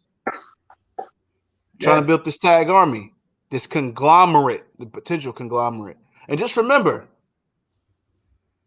Dr. Britt Baker is a fan of is a friend. I can't say fan. I don't even want to say fan. Is a friend of the show. I mean, you see it in the beginnings. You do. You do. She's letting y'all know. T.A.G, DMD, vice versa. But most importantly, as I hit my bros with a nice warmed up, bow, too sweet. Wait, my ring hand kind of heavy. Oh my gosh. I got to struggle. You know what? I didn't think we could ever ruin the too sweet, man. I should leave you hanging for that, but I can't deny it too sweet. So I'm gonna go ahead and just do it one more time. I'll do it with the other. Oh, this guy. This fucking guy. This guy. Full gear can't come soon enough. Bada bam. I'm gonna have fun this month.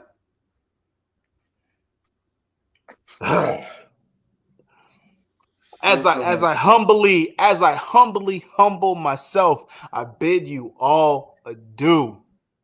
And as always, until next time, you beautiful mother effers, tag the fucketh out.